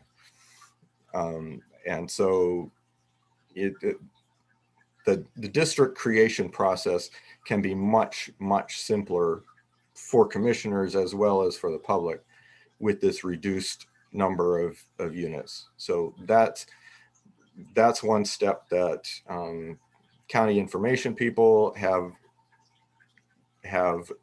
done a big part of the work, and I will be doing sort of a finalizing and then interacting with them to make recommendations to you about the data to use. The other thing is that the PL data, as Richard mentioned, there's 4 tables, and 2 of the tables are total population, and 2 of the tables are voting age population. And the way that you get 2 of each of those, one of those is Hispanic or Latino, and the other is not Hispanic or Latino, or one includes it and one is just non-Hispanic. And within each of those tables, there's 64 different categories based on the race issues. So we have five race categories plus an other, and people can put however many they want to. And so the individual categories are all of the single race categories, and then all of the combinations of 2 race categories, and then all of the combinations of 3 race categories, and then all the combinations of, all the way through. So it's a very, very large and complex thing. The Department of Justice has provided guidance in previous decades as to how to simplify that data or consolidate it. Their recommendation for use in, voting rights analysis. And so that breakdown has one category that is Hispanic or Latino. Anyone who said that they were Hispanic or Latino, regardless of race, that's one category. For the people who did not say that, there's a white only category, so white non-Hispanic.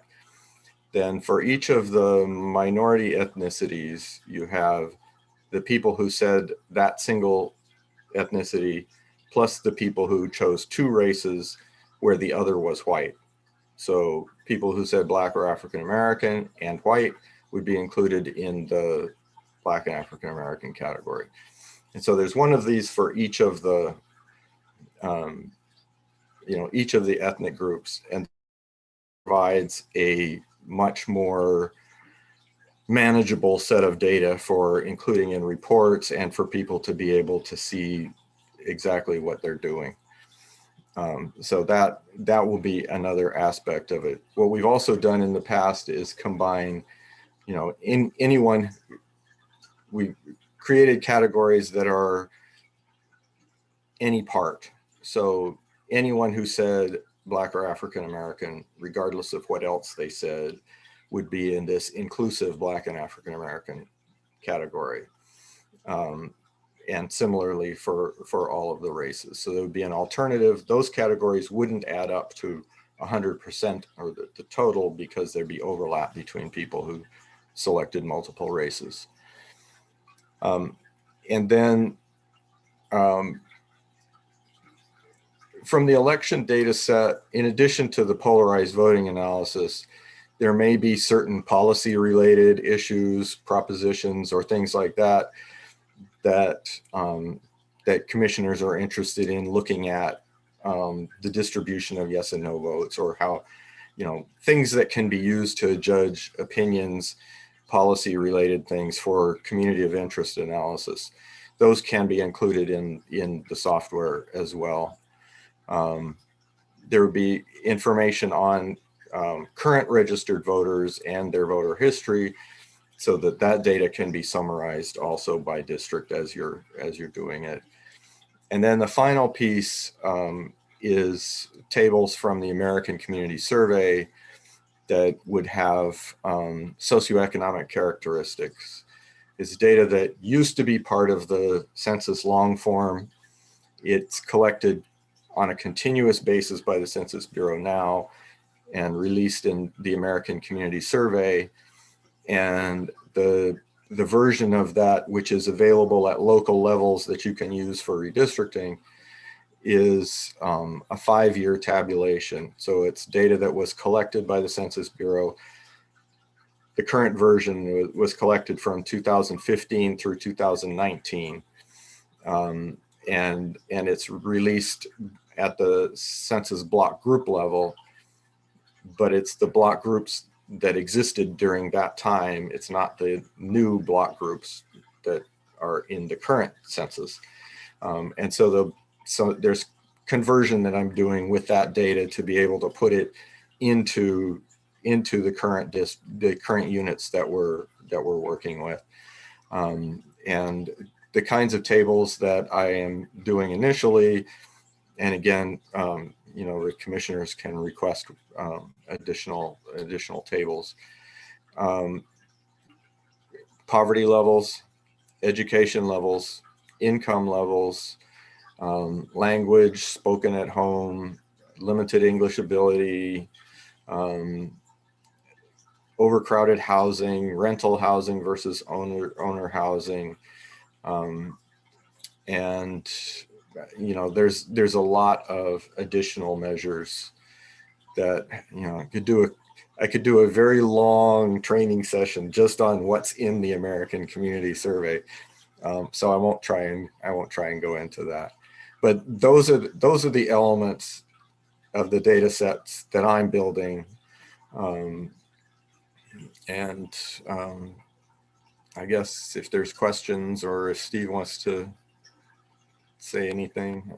No, I think at this point, let's take questions. And then again, I'll just remind everybody on the commission, I'm in regular communication with Gayla and the conduit between the commission and the county, and then Esri and Dave. So we can have a path of communication if there are additional data tables or requests, that you'd want to see available in either the software or just as informational. Steve, I think it's also important to add that your group have also begun to build the data sets that were the foundation for 2011 as a starting point. Correct. And that's, just as a holistic starting point, and Richard talked to this a little bit, the local geography, like our current community boundaries, both our 88 cities, including any annexations that have happened in the intervening years, are named communities, which are maybe unincorporated, but they're still, they're treated as though they're a community. They want to stay together, they act as a community. East LA is one that would jump to mind. It's unincorporated, but it's still a community. Basic geography on things like parks or other county public facilities that you may want to know, where is that located, in which district will it fall under a different scenario. So a lot, what we're starting with is basically all the data that was used for redistricting 10 years ago. We're going to load into the platform as a starting point. If there's other things you want along the way that you're interested in, we'll gladly load those up for you as well. I'll just mention, we have some commissioner questions. The timeline, just so the commissioners know, is I believe David Ely's contract was finalized in March, and shortly after that, Esri. So all these pieces are just coming together, but we felt it was important for you to have an understanding of what's being built, and we do want them to come back and do the demonstration. So let's turn over to commissioner questions. We have Commissioner Wong and Commissioner Holtzman. So thank you. Yes. So I was trying to follow some of the distinctions between the race and ethnicity, and I just want to make sure I kind of understand it. It seemed like, well, your ethnicity is Latino, Hispanic, or non-Hispanic and non-Latino, and so it sounded like there are going to be that we have the option of using those that data set as one type of a layering, and then we could put that on top of the racial categories, which I'm assuming can be disaggregated data, because you said there are different categories of races, right? And so the idea is that we can decide what ethnicity and what racial categories we want to look at, and and put that together. Is that the idea? I'm just, I didn't understand all the different data sets that you were putting together. Yeah, well, there's two pieces to it. One is the racial categories that the Justice Department uses when they're doing analysis of these things. And so there's the one set of categories where each person is only in one category. So the categories add up to the total. And so those categories, one of them is anyone who said Hispanic or Latino. One of them is anybody who said white only. There's one for each of the race categories that is that race category, or a two race that's that category plus white. And then there's a final category that has all of the multi-minority race categories grouped together. That's the primary one that's easy to look at. There's a secondary one which has something similar to the Hispanic Latino category, where anyone who chose a given race is included in it. And you have one of those for each of the groups, and those categories will not add up to the total because individuals can be in multiple categories. So basically the complete division categories are used by DOJ and others doing voting rights analysis if there are multiple minority races involved. If there's a situation where there is a claim being made that only involves one minority race, then they would use the inclusive category, so that anyone who chose that category. So it's often referred to as an any part category. So any part white, any part black, any part Asian, those categories. And then of course, there is also, if you want to go to that level of detail, all 64 categories of different combinations, different specific combinations of races. And will we be able to decide which ones we want to use, or will you be recommending? I guess it's not clear if we have all these different choices, how we decide which one to use. Well, the race data is primarily, its use is justified by complying with the Voting Rights Act. And so the categories that would be used by DOJ in evaluating a voting rights claim are what I would strongly recommend that you use. They also have the benefit of being far simpler and more straightforward when, you know, creating reports and tabulating the characteristics of districts and that sort of thing. Oh, thank you. Commissioner Holtzman. Okay, hi, David. When you go to register to vote, you don't have to put your racial or ethnicity information on your voter registration form. It doesn't go in your voter registration record. So when you're doing racially polarized voting analysis, how do analysts figure out the race of the people who actually voted? You can get a list of them, but you don't know their races. Basically, what we do is use surname lists, ethnic surname lists, and these surname lists are not very reliable in terms of identifying the ethnicity of an individual. But when you're doing a group of people, like all of the voters in a precinct, the surname matching does a pretty good job of estimating the concentration of different ethnicities within that precinct. And so that's what's done to do the characteristics. And there's a number of different dictionaries that have been used.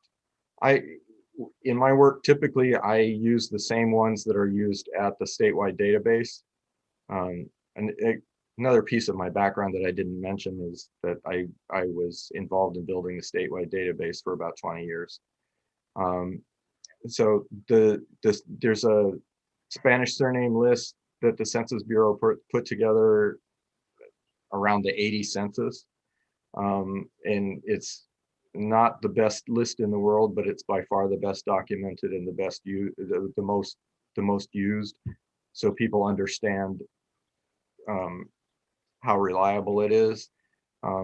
There are also some surname lists that have been put together by the Census Bureau following each of the 90 census, the 2000 census and the 2010 census.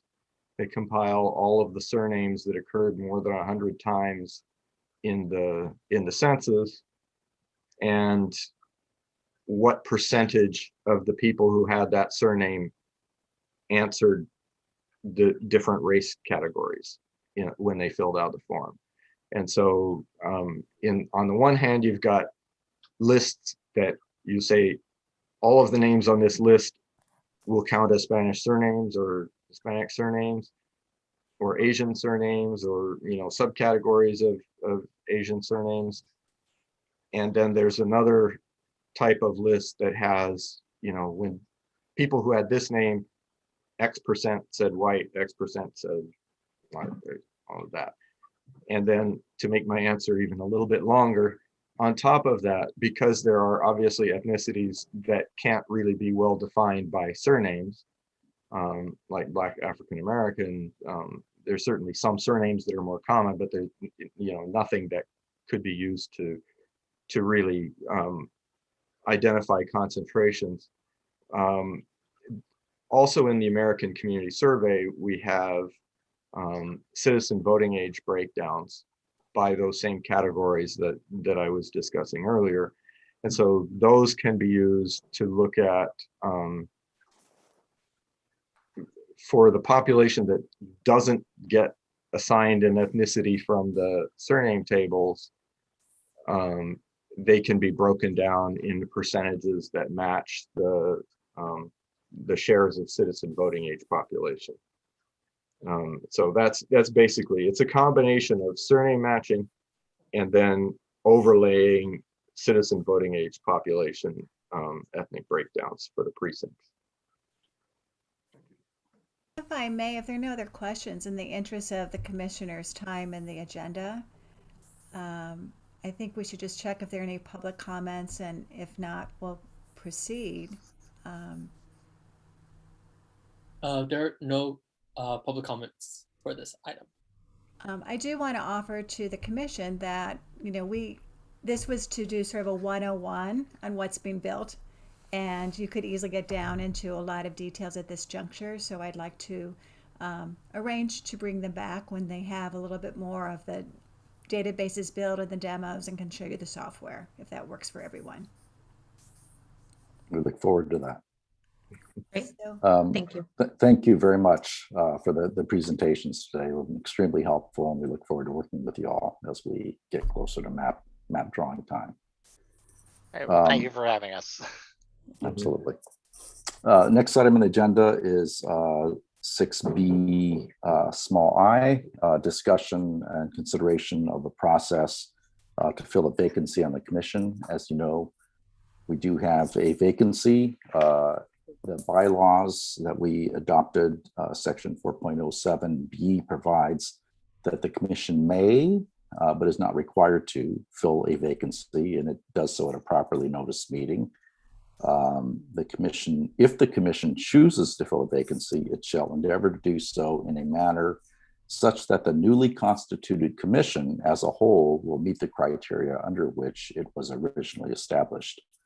And if possible, the commission should select a replacement, if at all, from the pool of remaining qualified candidates from the initial commissioner's selection process. I think given the fact that we are only 1/3 of the way through our process, there seems, given that and the fact that we have a number of public hearings coming up, for which each of which we need to have at least 9 commissioners to hold a valid public hearing, I certainly would hope that we are in agreement that we should try to fill that vacancy from among the remaining commissioners. The elections code, next slide, section 21532 subdivision C provides that the commission shall consist of 14 members, as we know, and that the political party preferences of the commission members, as shown on the members' most recent affidavits of registration, shall be as proportional as possible to the total number of voters who are registered with each political party in the county, or who decline to state, or who do not indicate a party preference. And if we can go to the next slide. So the demographics of the commissioners, you'll see in the top section there, the top graph, we have the political party breakdown of the current commission. You'll see that the percentage of registered Democrats is 52.5% roughly, and that it equals, as applied to the 14 commissioners, that's 7.343, which would suggest we should have 7 or 8 commissioners to be as close as possible. The Republicans, 17.15%, which is 2.4 as applies to the 14. So that suggests we should have 2 or 3 Republicans, and the neither Democrat nor Republican NDR is a little over 30%, which comes out to 4.256 of the 14, which means we should have 4 or 5. So currently we have 4 NDRs, we have 2 Republicans and 7 Democrats if we, take out Commissioner Sridharan.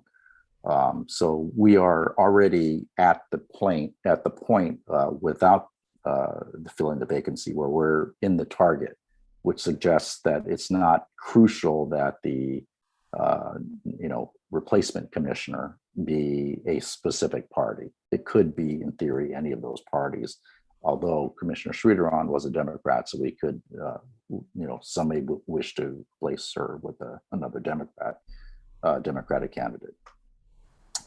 In the middle box is gender. 50-50 is the split in the county, and we have had 6 women and 8 men. Without Commissioner Sridharan, we would have 5. So it seems to me, and I open to discussion, but it seems to me that the gender issue is crucial in this case. I don't think we want to go to a 9 men, 5 women commission. If we could help it, it'd be best to stick within 8-6, which would be to replace the replacement being a woman. And then the bottom graph is dealing with the ethnicity, race ethnicity. You'll see that the percentage in LA County of Latinx is 46%, which would come out to 6.44 commissioners. We have 6. For Asian Pacific Islanders, 15%, which comes out to 2.1 commissioners. And we did have 3, now we have 2. We currently have 2. And 25% of LA County is white, which comes out to 3.5. We have 3. Black or African American, 9% of the county, which comes out to 1.26. We have 2. And other is 0.7% of commissioners. We don't have any, but I will note that in the pool of qualified commissioners, there was very, very low, very, very few of them would check that box. So we are in the ballpark for all of the race, ethnicity characteristics as well. So I'll just note that. And then finally, we're required to have at least 1 commissioner in each of the current supervisorial districts. We have already met that, of course. Losing Commissioner Sridharan changed the representation in current supervisorial District 5 from 4 commissioners to 3 commissioners. There's no need to rebalance or to select a commissioner on the basis of supervisorial districts. So that's the basic layout of what we have right now. There are 46 applicants in the remaining in the highly qualified pool, of which, let's see, 25 are women, I believe. Or I may be reading that wrong. Anyways, however the number of women there are certainly women in the pool that we should be looking at. But and I think that's where we should be having the focus. So the question arises: how do we select the replacement commissioner? And I'd like to open for discussion. I will say that the co-chairs, your co-chairs, have reviewed the remaining the applicants in the remaining pool, and specifically focused on the women. Are developing a short list, and and we are able and prepared to make a recommendation and present it to the commission, or certainly if there is interest in forming a short-term working group of others who want to participate in that process, we can do that. So open it up for discussion. We have Commissioner Vento, then Commissioner Holtzman.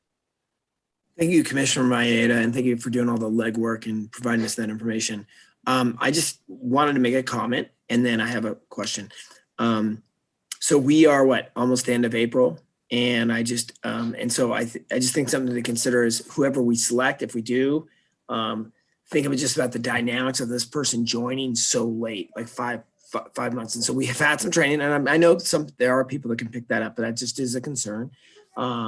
And then the second part that I think is, I like the idea of the recommendation that you and Commissioner Williams have thought about.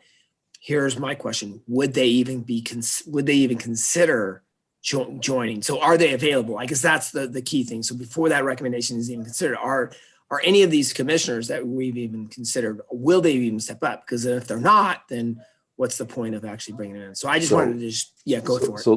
So let me address that. We recognize that that's obviously a very important question. We did not want to survey the entire, possible list, get anybody's hopes up to think they might actually be considered when they, may or may not be. That's why we thought we'd develop a short list and then have Gala reach out to them.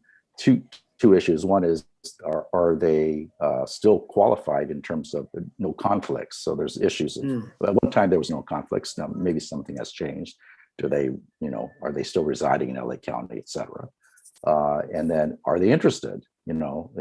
Someone may not want to do that much homework to catch up to do it. So we thought develop a short list, run it through Gala to see, who remains, and then perhaps make a recommendation at that. But as to the point about catching up, to me, one of the big losses of Commissioner Sridharan is she did have a tremendous, background, experience, knowledge of the redistricting process, voting rights, et cetera. That would be something I would be very interested in selecting a replacement, to have someone who has already some background, if that person is available and interested and has no conflicts. Thank you, Commissioner Maya. Commissioner Holtzman, then Commissioner Wong.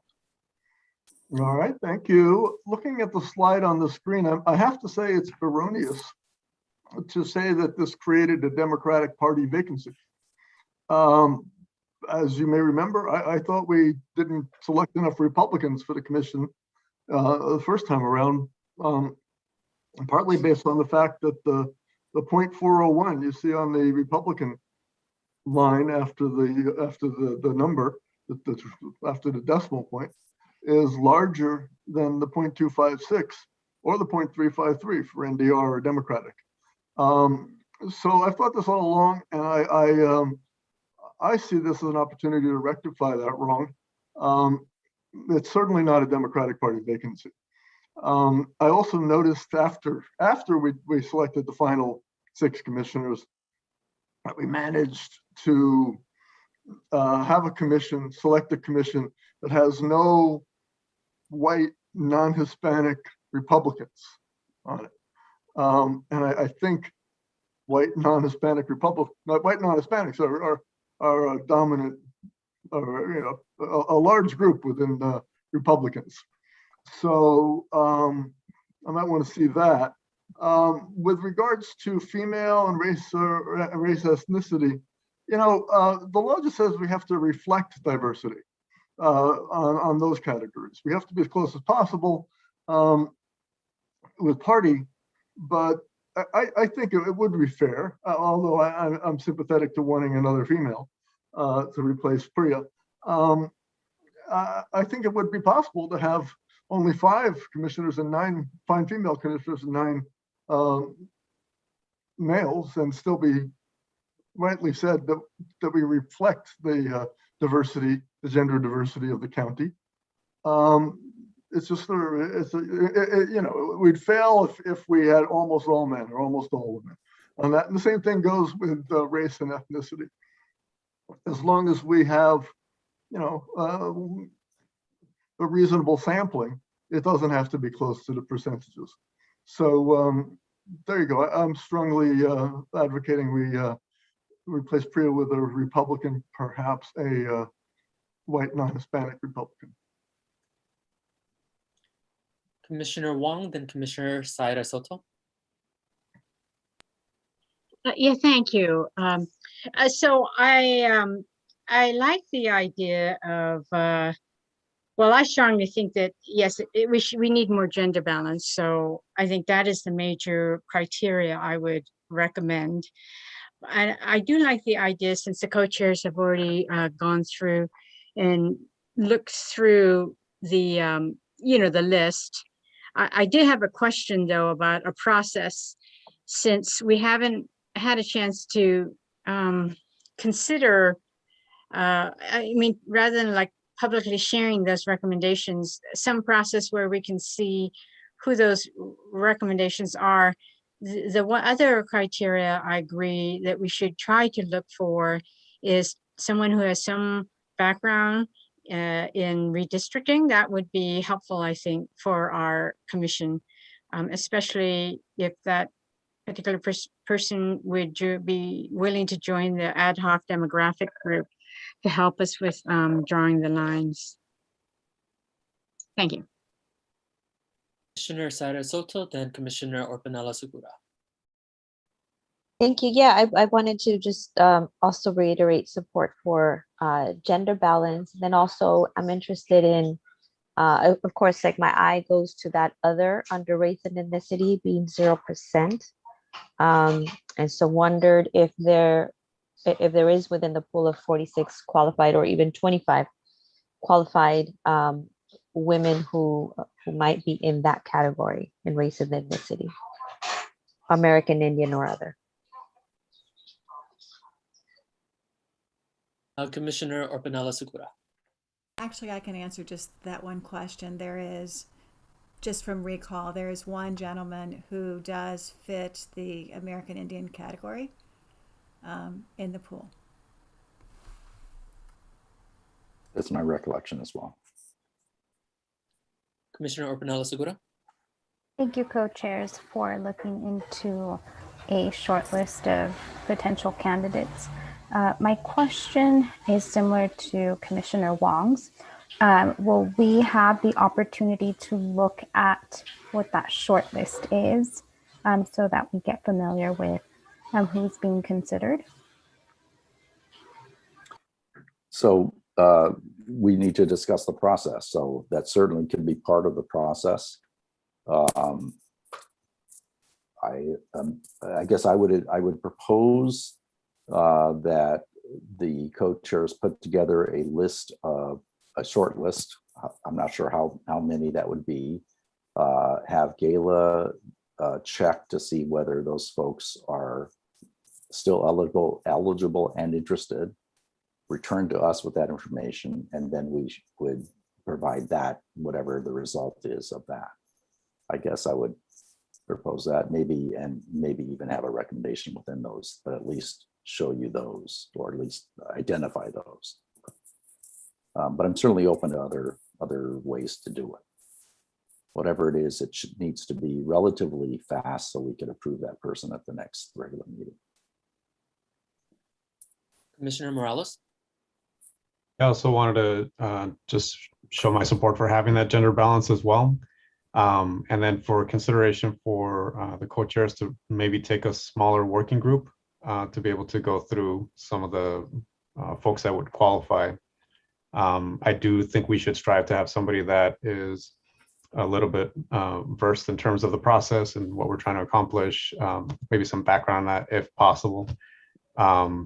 But I do believe it involves a little bit more of maybe some more input from other folks on the commission. I don't believe there are any other hands up. Is there any public comment? There are no public comments for this agenda item. If we do have a working group, are there volunteers to be part of that working group, or does someone want to make a motion to do that? I don't know. Actually, I don't think we necessarily need to have a motion if there's. I'm happy to help, Co-Chair Maeda. I'm happy to help. And I believe Commissioner Mendoza has his hand up. Thank you. Yes, if in fact there is a working group, I'd like to participate in that, please. And may I just say something? I don't know if you guys remember this, and it just kind of goes back to Rafe's comment earlier. For those of us that were in the initial 8, do you remember the meetings we went through to try to select the other 6, the hours? I just want to keep this in process, because I think that what I really appreciate Commissioner Williams and Commissioner Maeda's effort to already even narrow down a list and then have Gala check out if they're even available, because that process that we went through was draining. And it just kind of reminded me of what Rafe's comment was earlier when the State Commission had no support. So I'm just, and if we want to get this person approved by the next commission, that's within 2 weeks. So we kind of have to move quickly on that in terms of a timeline.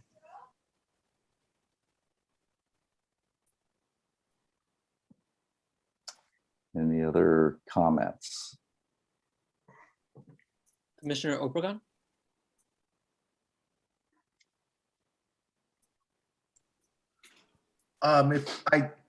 If I remember, we had maybe like a list, and we had maybe like 5 that were on the very strong favorable, if I remember right. Could there be contact of those 5 to see if any one of them is still open and available? And maybe there's one and we leave it at that and select that person, or if there's 2 or 3 that are still available, then we can make a choice between the 2 or 3 if they fit the what we're looking for in replacing Priya. I was just thinking along those maybe terms. Thank you. So Commissioner Obregon, there's certainly, we still do have the 8 ping pong ball folks did come up with various rankings and scores and all that, and we still do have that available to look at.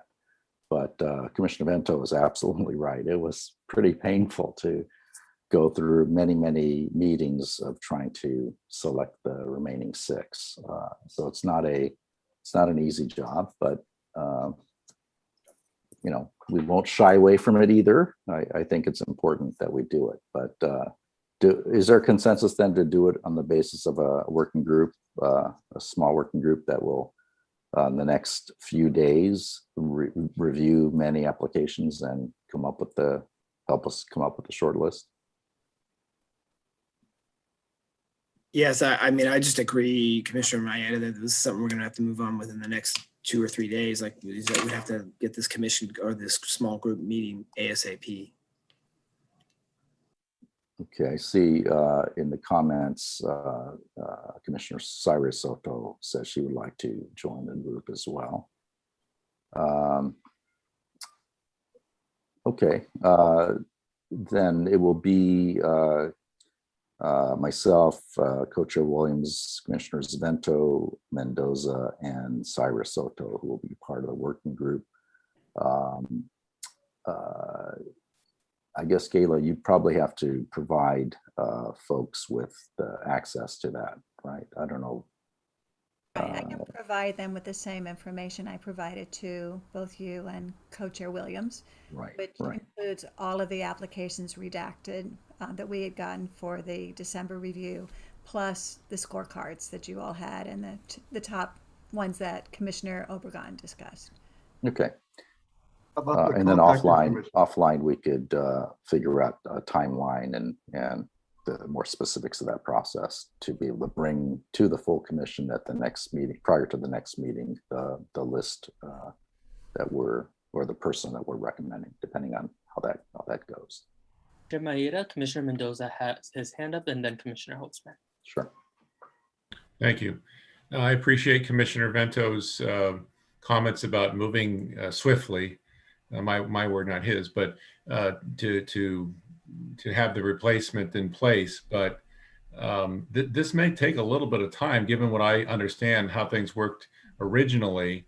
And if it's something that is supposed to happen the next couple of days, I don't know if that can be done in a couple of days. But I'm just saying, we don't have a drop dead date. It's the next meeting in 2 weeks that we want to try to have a recommendation, I would assume, for the replacement. But this needs to be well vetted, I believe.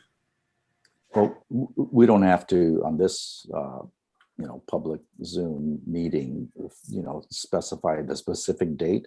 But if we are going to have a recommendation for the full commission in 2 weeks, we definitely need in the next week, I would think, to have the list, have it, begin to be vetted, and then come up with something to make the presentation to the commission. So that's why I'm suggesting it doesn't have to be by Saturday, but it's certainly within the next week we need to have decided on the top candidates for this working group in order for it to be effective. Otherwise, I wouldn't support it if we can't do that.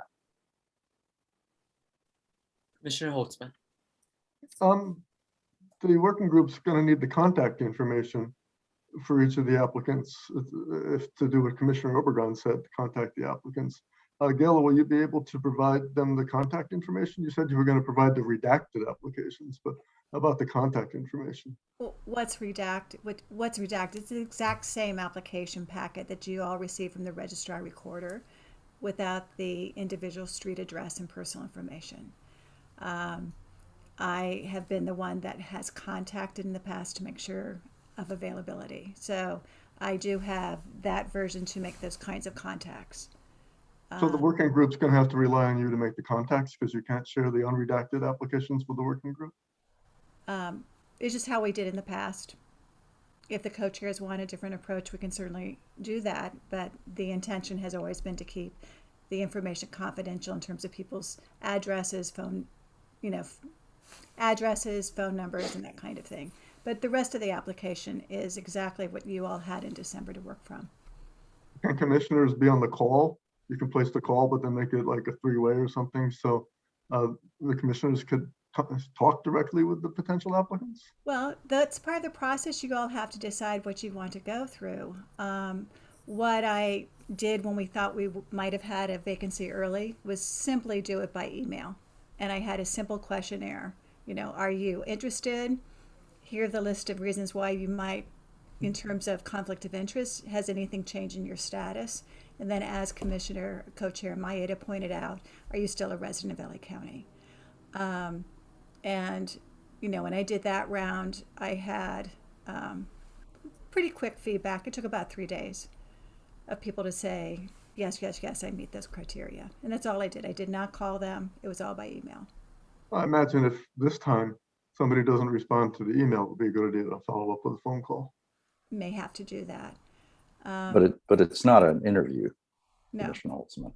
No, it's just to find out if they're interested. We need to know. Correct. Exactly. Correct. Maybe they changed their email address. Maybe. And for that and for that purpose, I for one am perfectly fine with Gayla making that determination of whether they're still eligible and interested. I don't need to be on that call. Okay, I guess that's the way we'll proceed. We'll be back to you, Commissioners Vento, Mendoza, and Cyrus Soto, and we'll get moving on this. Thank you.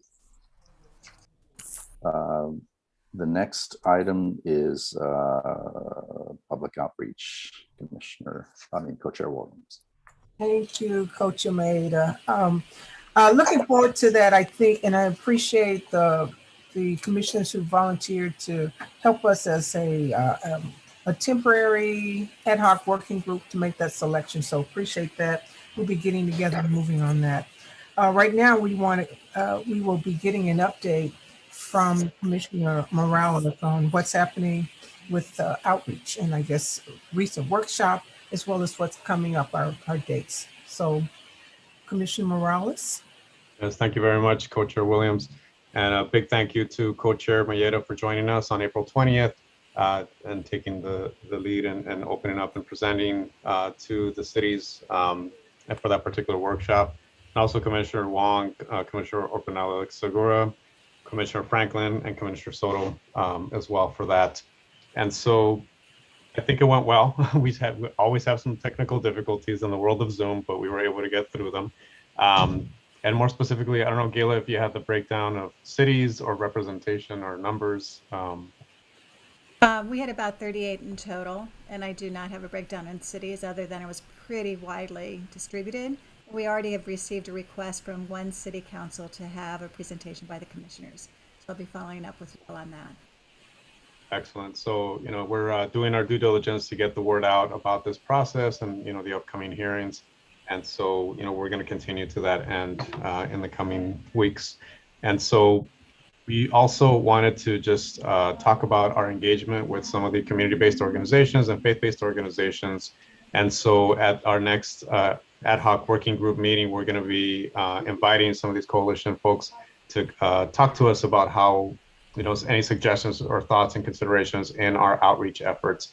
And so we want to make sure that we're engaged in that conversation with them. So that'll be happening on May 4th, to start that preliminary process.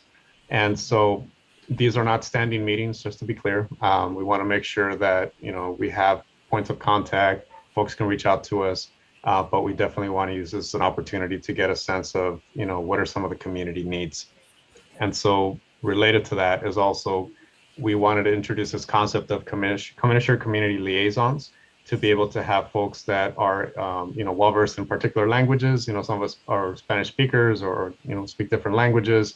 Others are connected to different communities out there, different levels of expertise in working with cities. And so we're exploring this idea.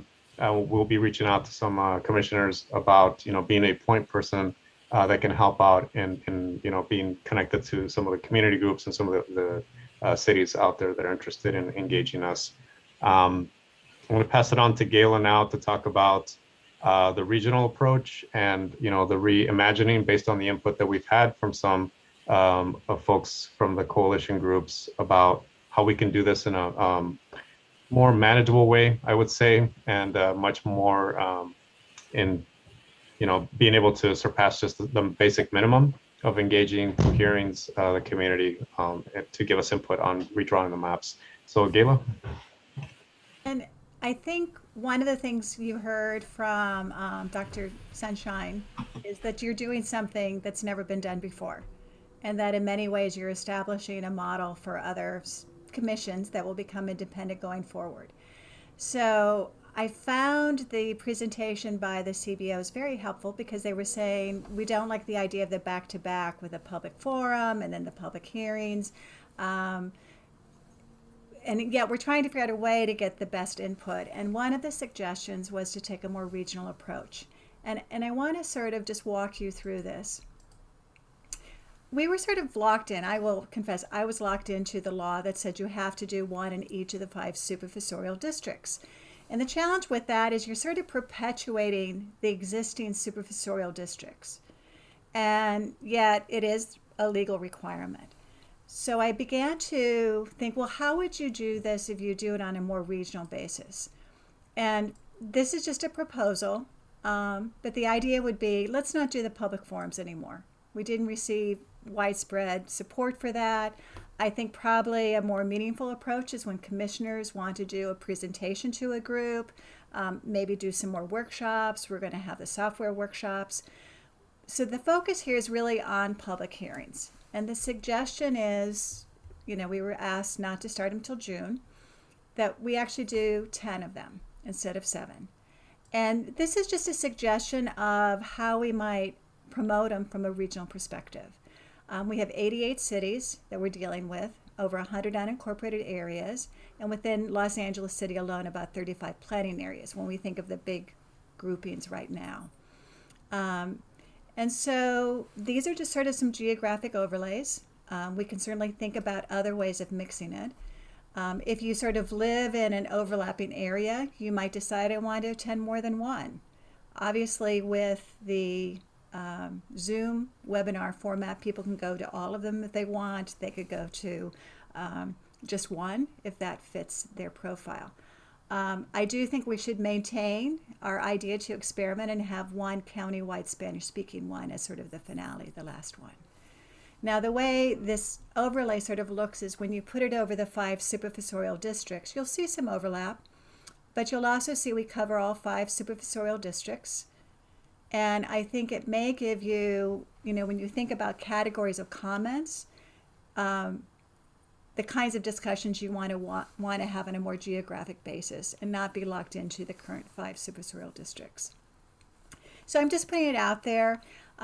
Just some feedback. If you like the idea, we'll work with this more with the ad hoc working group, test it with the community-based organizations that will be coming to the working group meeting on May 4th.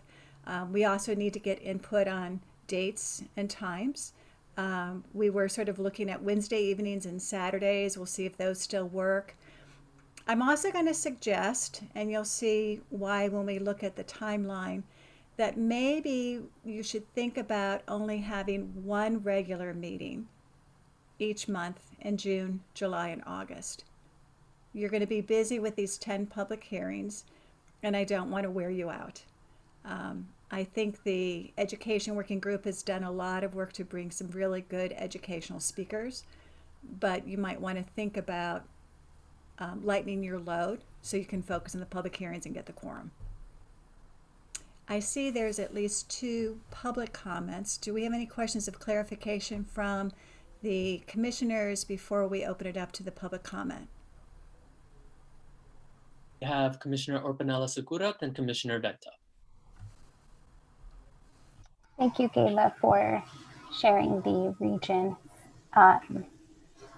My initial observation, and I'm not sure if we're able to adjust the regions, but I don't see East LA listed. I know it's close, it can border the San Gabriel Valley and the Pasadena area, but the needs of the demographic in East LA may be different from those two regions. So I'm not sure if we can explore adding that as a region. Thank you. Commissioner Vento. I just wanted to say, whoever came up with this idea, I think this is a really great idea. I actually like this, the kind of the regional thing. I think this is really to really get down instead of having the 5 things. So kudos to whoever came up with this idea, because I really do like that, the concept. And I appreciate the idea, Gayla. I don't know if it was yours or whatever, but having these outreach meetings and then us having 1 meeting per month, I think would be more beneficial. So thank you. Oh, I believe we don't have any other commissioner hands up. I have public comment. Actually, Commissioner Wong. Thank you. Yeah, I just realized, yeah, since it's, we're just, well, I'm just seeing this now. I may have missed it before. I apologize, but I guess I love the idea of this, to have smaller areas focus on, the idea of having 10 hearings than the 6 or the 8. Well, I can't even remember the minimum. And then having, 1 meeting a month. I guess in order to respond, I guess I have to think through whether these are the right regions, but I like the concept. And I would suggest the ad hoc working group really look at that, because again, this was just sort of my first pass at what might be some options. And since we'll have these community-based organizations join us, they may also help us to refine it further. Commissioner Holtzman. Briefly, has there been any consideration of holding the 5 meetings that we have to have, 1 in each district, as late as possible to maximize the chance that we'll actually be able to do them in person, perhaps outdoors, if not indoors, because that's what the law says that we have to do. And if there's a chance we can actually do them in the districts physically, that would be great. Again, I think we're watching public health requirements, and as we go through the timeline, I think probably the ability to hold those kinds of meetings may happen more in the fall when you start having your public hearings with your maps. But we'll be monitoring the public health.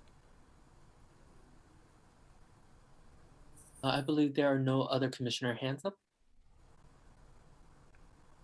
So we have 2 public speakers. So for this agenda item, we actually have 1. The one from the anonymous attendee was submitted for the previous item, but after the public comment period was closed. If the co-chairs would like, I can read that out loud. But for this particular agenda item, we have 1 comment from Lisa LaBelle, City of Avalon Council member. Will you be planning to do presentations to city councils? The most recent workshop was during our council meeting, so unfortunately we were unable to attend. Thank you for your work.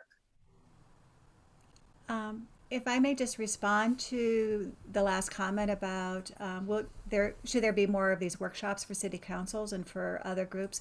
I think the workshops were a big success that we did in April. And that's why I'm thinking those workshops may be more valuable, to hold a couple more of those, to do more presentations, so that individuals in cities and other groups who couldn't attend them might join them as well. And again, I think we've got a number of commissioners now very skilled at doing this kinds of workshops. So we'll take that back to the ad hoc working group as well.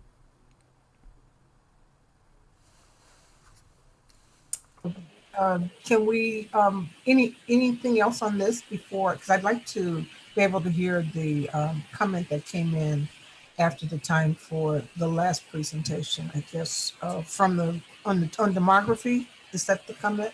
Yes, I remember. Yeah, Okay. I think we're good. So we'll take this back, the feedback and input, to figure out something to present back to the commission at a later date. And I want to add, I think it's a great idea to provide more flexibility and for the working group to bring it back and see where we go from there. So thanks, Gayla, and thank you for the outreach working group. And we'll continue to refine it. The other thing, and I'm going to go through this Gantt chart since the leader commission, since Priya is no longer with us. I've been working with the ad hoc working group on demography to develop sort of a Gantt chart, a timeline of everything that needs to be done. And it's 2 slides. And I'm sharing this with you just so you understand also why I'm suggesting you just have 1 meeting over the summer each month, because you're going to have a lot of heavy lifting come fall. And I'm going to walk you through how this works. You know, if you look at the tasks you have, and I'm just sort of starting with where you are now. We held the 2 workshops in April. We may choose to do more workshops going forward since we won't be doing the public forums. We're looking at starting the 7 public hearings in June, July, into mid-August. It may take a little bit longer. The mapping software is beginning, as you heard today, beginning to be put together, but by July, we're looking for the ability for some of the releases, you can begin to work with it. A lot of this is also dependent upon when we get the census data, which is on the next chart. We will want to start, though, training with the public, so they'll learn the software, post the guidelines and what they need to do to submit the maps. Now, the interesting timeline right in here is what's called the legacy data, which we've shared with you a little bit. The U.S. Census government, there are different reports. They may have it available as early as mid-August. And if they do, LA County seems very comfortable that they can petition it to reflect the current census blocks. So you all may have data before the official release of the census data officially by the census. That's why it's, though, in light green, because we're not exactly sure when that would happen. If you go on down, the census has said it will be September 30th when you get your census data. You'll be receiving public input throughout, and the public will be submitting maps as we go forward. Now, this is when you get into October, November, and December. And this is what I want you to sort of understand the rhythm here. One of the holdups is going to be when we get the incarcerated data. We have one official statement where they said it could be October 30th. If the census data comes out September 30th, they would need 30 days to prepare it. We now are hearing rumors, and we need to have them further validated, that they might be able to use the legacy data. And if they can use the legacy data as it comes out in mid-August, you might have that information come September. So what you're going to be seeing on these next tasks that you have to do is sort of the worst case scenario, but I wanted to prepare you for it in the event that we don't get the incarcerated data until October 30th. And what happens from task 12 on is working backwards for you to meet your December 15th deadline of when your final maps have to be drawn. So around November 1st, you have to have your mapping options. And you can have multiple options, but we have to post them for 7 days before you can start your public hearings. And your public hearings have to be spaced 30 days apart. And so just working back, once you receive that public input on your options, this would only give you 1 week to then finalize and just agree on which map you're going to put forward. And then the rest of the tasks are really sort of housekeeping tasks, which your demographer will be helping with in terms of issuing the official report, issuing the maps and details to the registrar recorder. Now, to complete this picture, I think it's helpful to have Holly, our independent legal counsel, go through how this review process can happen in November. And again, this is just to sort of prepare you for coming attractions. So Holly, I'm going to turn it over to you. Oh, thanks, Gayla. So as Gayla just mentioned, the code requires that within a certain period after the public data is released, there's some sort of time restrictions on that I won't touch on just yet. Then the commission has to hold the 2 hearings on no fewer than 30 days apart.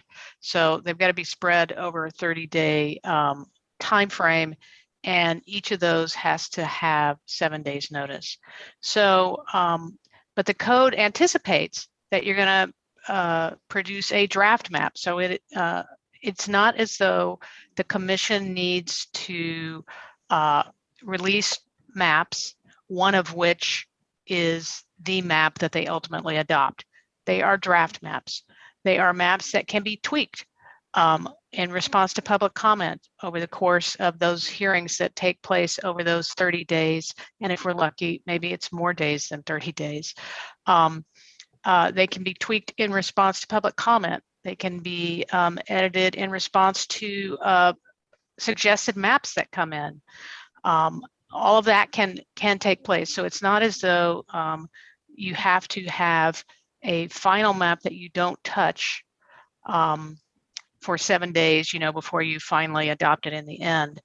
On the last day, when you adopt your final map, you can make still further tweaks even at that same meeting, or changes in response to public comment. This really is just, so it can be a very iterative process, and the changes you make do not reset the 30-day clock by any stretch. The only parameters we pay attention to is we have at least 2 hearings. We give notice of those hearings no less than 7 days. And, other than that, and that those 2 hearings are spread apart by at least 30 days, you're good. And for clarity, Holly, we actually can propose more than one draft map. Is that right? Absolutely. You can So propose 2 or more. 3 maps, and then we may end up saying, oh, we like this part of map A, but we want to sort of glom map A and map B together, and that's going to be our map. Do you think is that something we could do? Yes, that is something you can do. So with this timeline, if we can get the census data and incarcerated data by September 30th, that gives you an extra month. That can be a combination of public hearings, thinking through what options you want to put out there, having the public hearings, so you have the 30 days apart, and hopefully give you more than 1 week before December 15th to pick the final one. But I thought this might help just to let people know why the legislative group, the working group that Commissioner Holtzman is leading, why every day is very important in terms of trying to get you an extra week here or there. Because of how intense it will be in the fall is the other reason why I think we should go lighter over the summer in terms of focusing on the public hearings, getting that input, doing those 10, not having as many meetings, and hopefully come August, we'll have a better idea from the census and the county in terms of the availability of the data. So this was just informational. I can answer any questions or we can move on.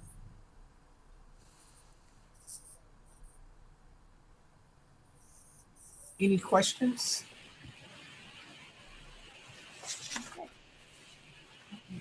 Well, if not, Kayla, can you give us an update on the RFPs?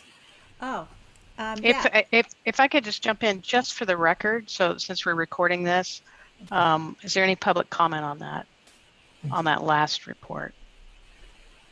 No, there are no public comments. Okay, thanks. Okay. Thank you, Holly. Yes, I was going to do this during the commissioner report at the end, but this does have to do with the working group on demography.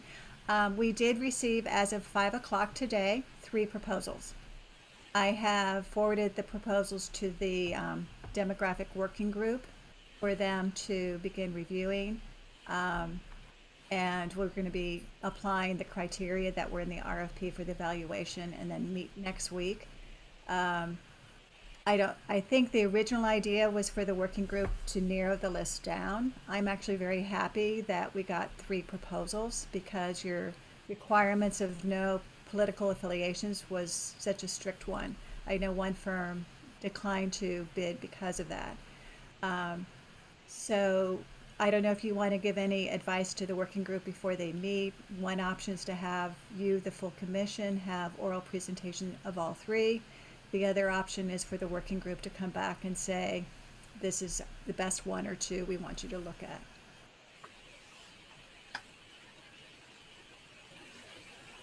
Commissioner Vento, you have your hand up. I do like the idea of the working groups recommending 1 or 2. I do like that idea. And also, Commissioner Vento, if I recall, you had volunteered to review proposals. Are you still interested in doing that? Happy to do it, Gayla. Yes, absolutely. Okay. We may make you an ex officio member of the ad hoc working group for that then. Any other comments or feedback on that? If not any, no public comments on this one? There are no public comments on this agenda item. Now, there's one other item that I'll just add to you, which is on the second RFP, the voter polarization RFP. We have received 10 questions from bidders and have responded to those today. And just for the commissioners and for the public to know, the RFP for both of these proposals are posted, as well as the Q&A for both of the proposals. So if any of the commissioners, the public, want to see what questions came in regarding the voter polarization, they are now posted on the website. Any other questions? If not, we will move on to 6B, small I, small v. Commissioner David Holtzman, the lead of the legislation, and any updates on the other redistricting commissions. Commissioner Holtzman, do you have a report? I do have a report. I typed up something to read, but it's getting late, and in the interest of time, co-chairs, may I have permission to just send this in to the clerk for inclusion in the draft minutes so people can read it? Sure, of course. Okay, that's what I'll do. And Without I'll objection. point out, I'll just say one thing. Santa Barbara Commission, the 11-member commission, has already lost 4 members to resignation. Wow. That's my report.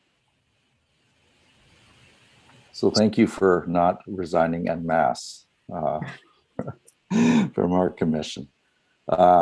Okay, the final item is Commissioner Mendoza, the lead of the education working group. Do you have a report? Yeah, yes, Co-Chair Maida, and again, Commissioner Vento will take this tonight. Yeah. So as you know, we don't have any speakers for May 12th, but we do have some panelists, and I'm correct on this one, Gayla. These are people that served on or worked in the capacity with the previous commission, which will enlighten us, which I think will be a really good opportunity to maybe ask some of those type of questions. Commissioner Mendoza and I were kind of brainstorming the other day, potentially talking about some of these demographics, the gentleman that came here tonight, and thinking about having them like an educational thing where we can play around with the software and we can talk a little bit more about looking at different maps and maybe even building down and showing us showing us specific ways in which maps get disqualified and stuff like that. So those are just some of the ideas that we were just kind of brainstorming for future workshops.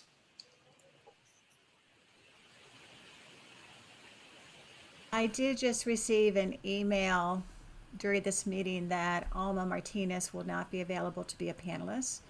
I can seek another committee member. I've had to eliminate a number of them because of conflict of interest. They currently serve elected officials, board offices specifically, or they serve on commissions where they've been appointed by a board member. But if not, I think we'll be well served with a panel of 4. Great.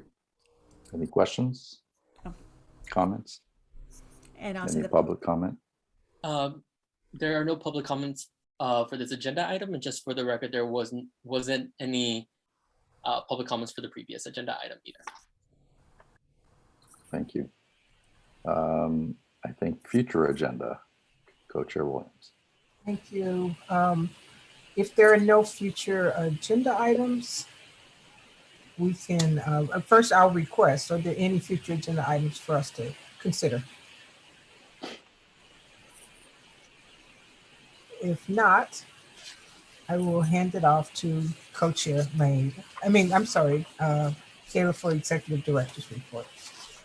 Yeah, so I've already covered the one thing I was going to do, which was mention the number of RFPs we have received. I also just wanted to mention that yesterday I had the opportunity to talk with the department head of the Department of Public Social Services in LA County. And what you may not realize is typically the Department of Public Social Services serves about 20% of Los Angeles County population. During the pandemic, they've been serving 30%. So they have a very far reach. They also have 14,000 employees. She offered, when we have our public hearing schedule ready, they will help publicize that for us. So I know there's a lot of interest about how we will reach some of our vulnerable populations, and this will be a wonderful conduit. So I wanted to thank that offer from that department. Other than that, I have no other executive director report. Questions, clarifications? And no public comment on that, I assume. Is there anything else for the good of the order? Then we stand adjourned. Thank you very much, everybody. At 9. Thank you. Thank Good you, night. everyone. Good night, everyone. Good evening. Good night.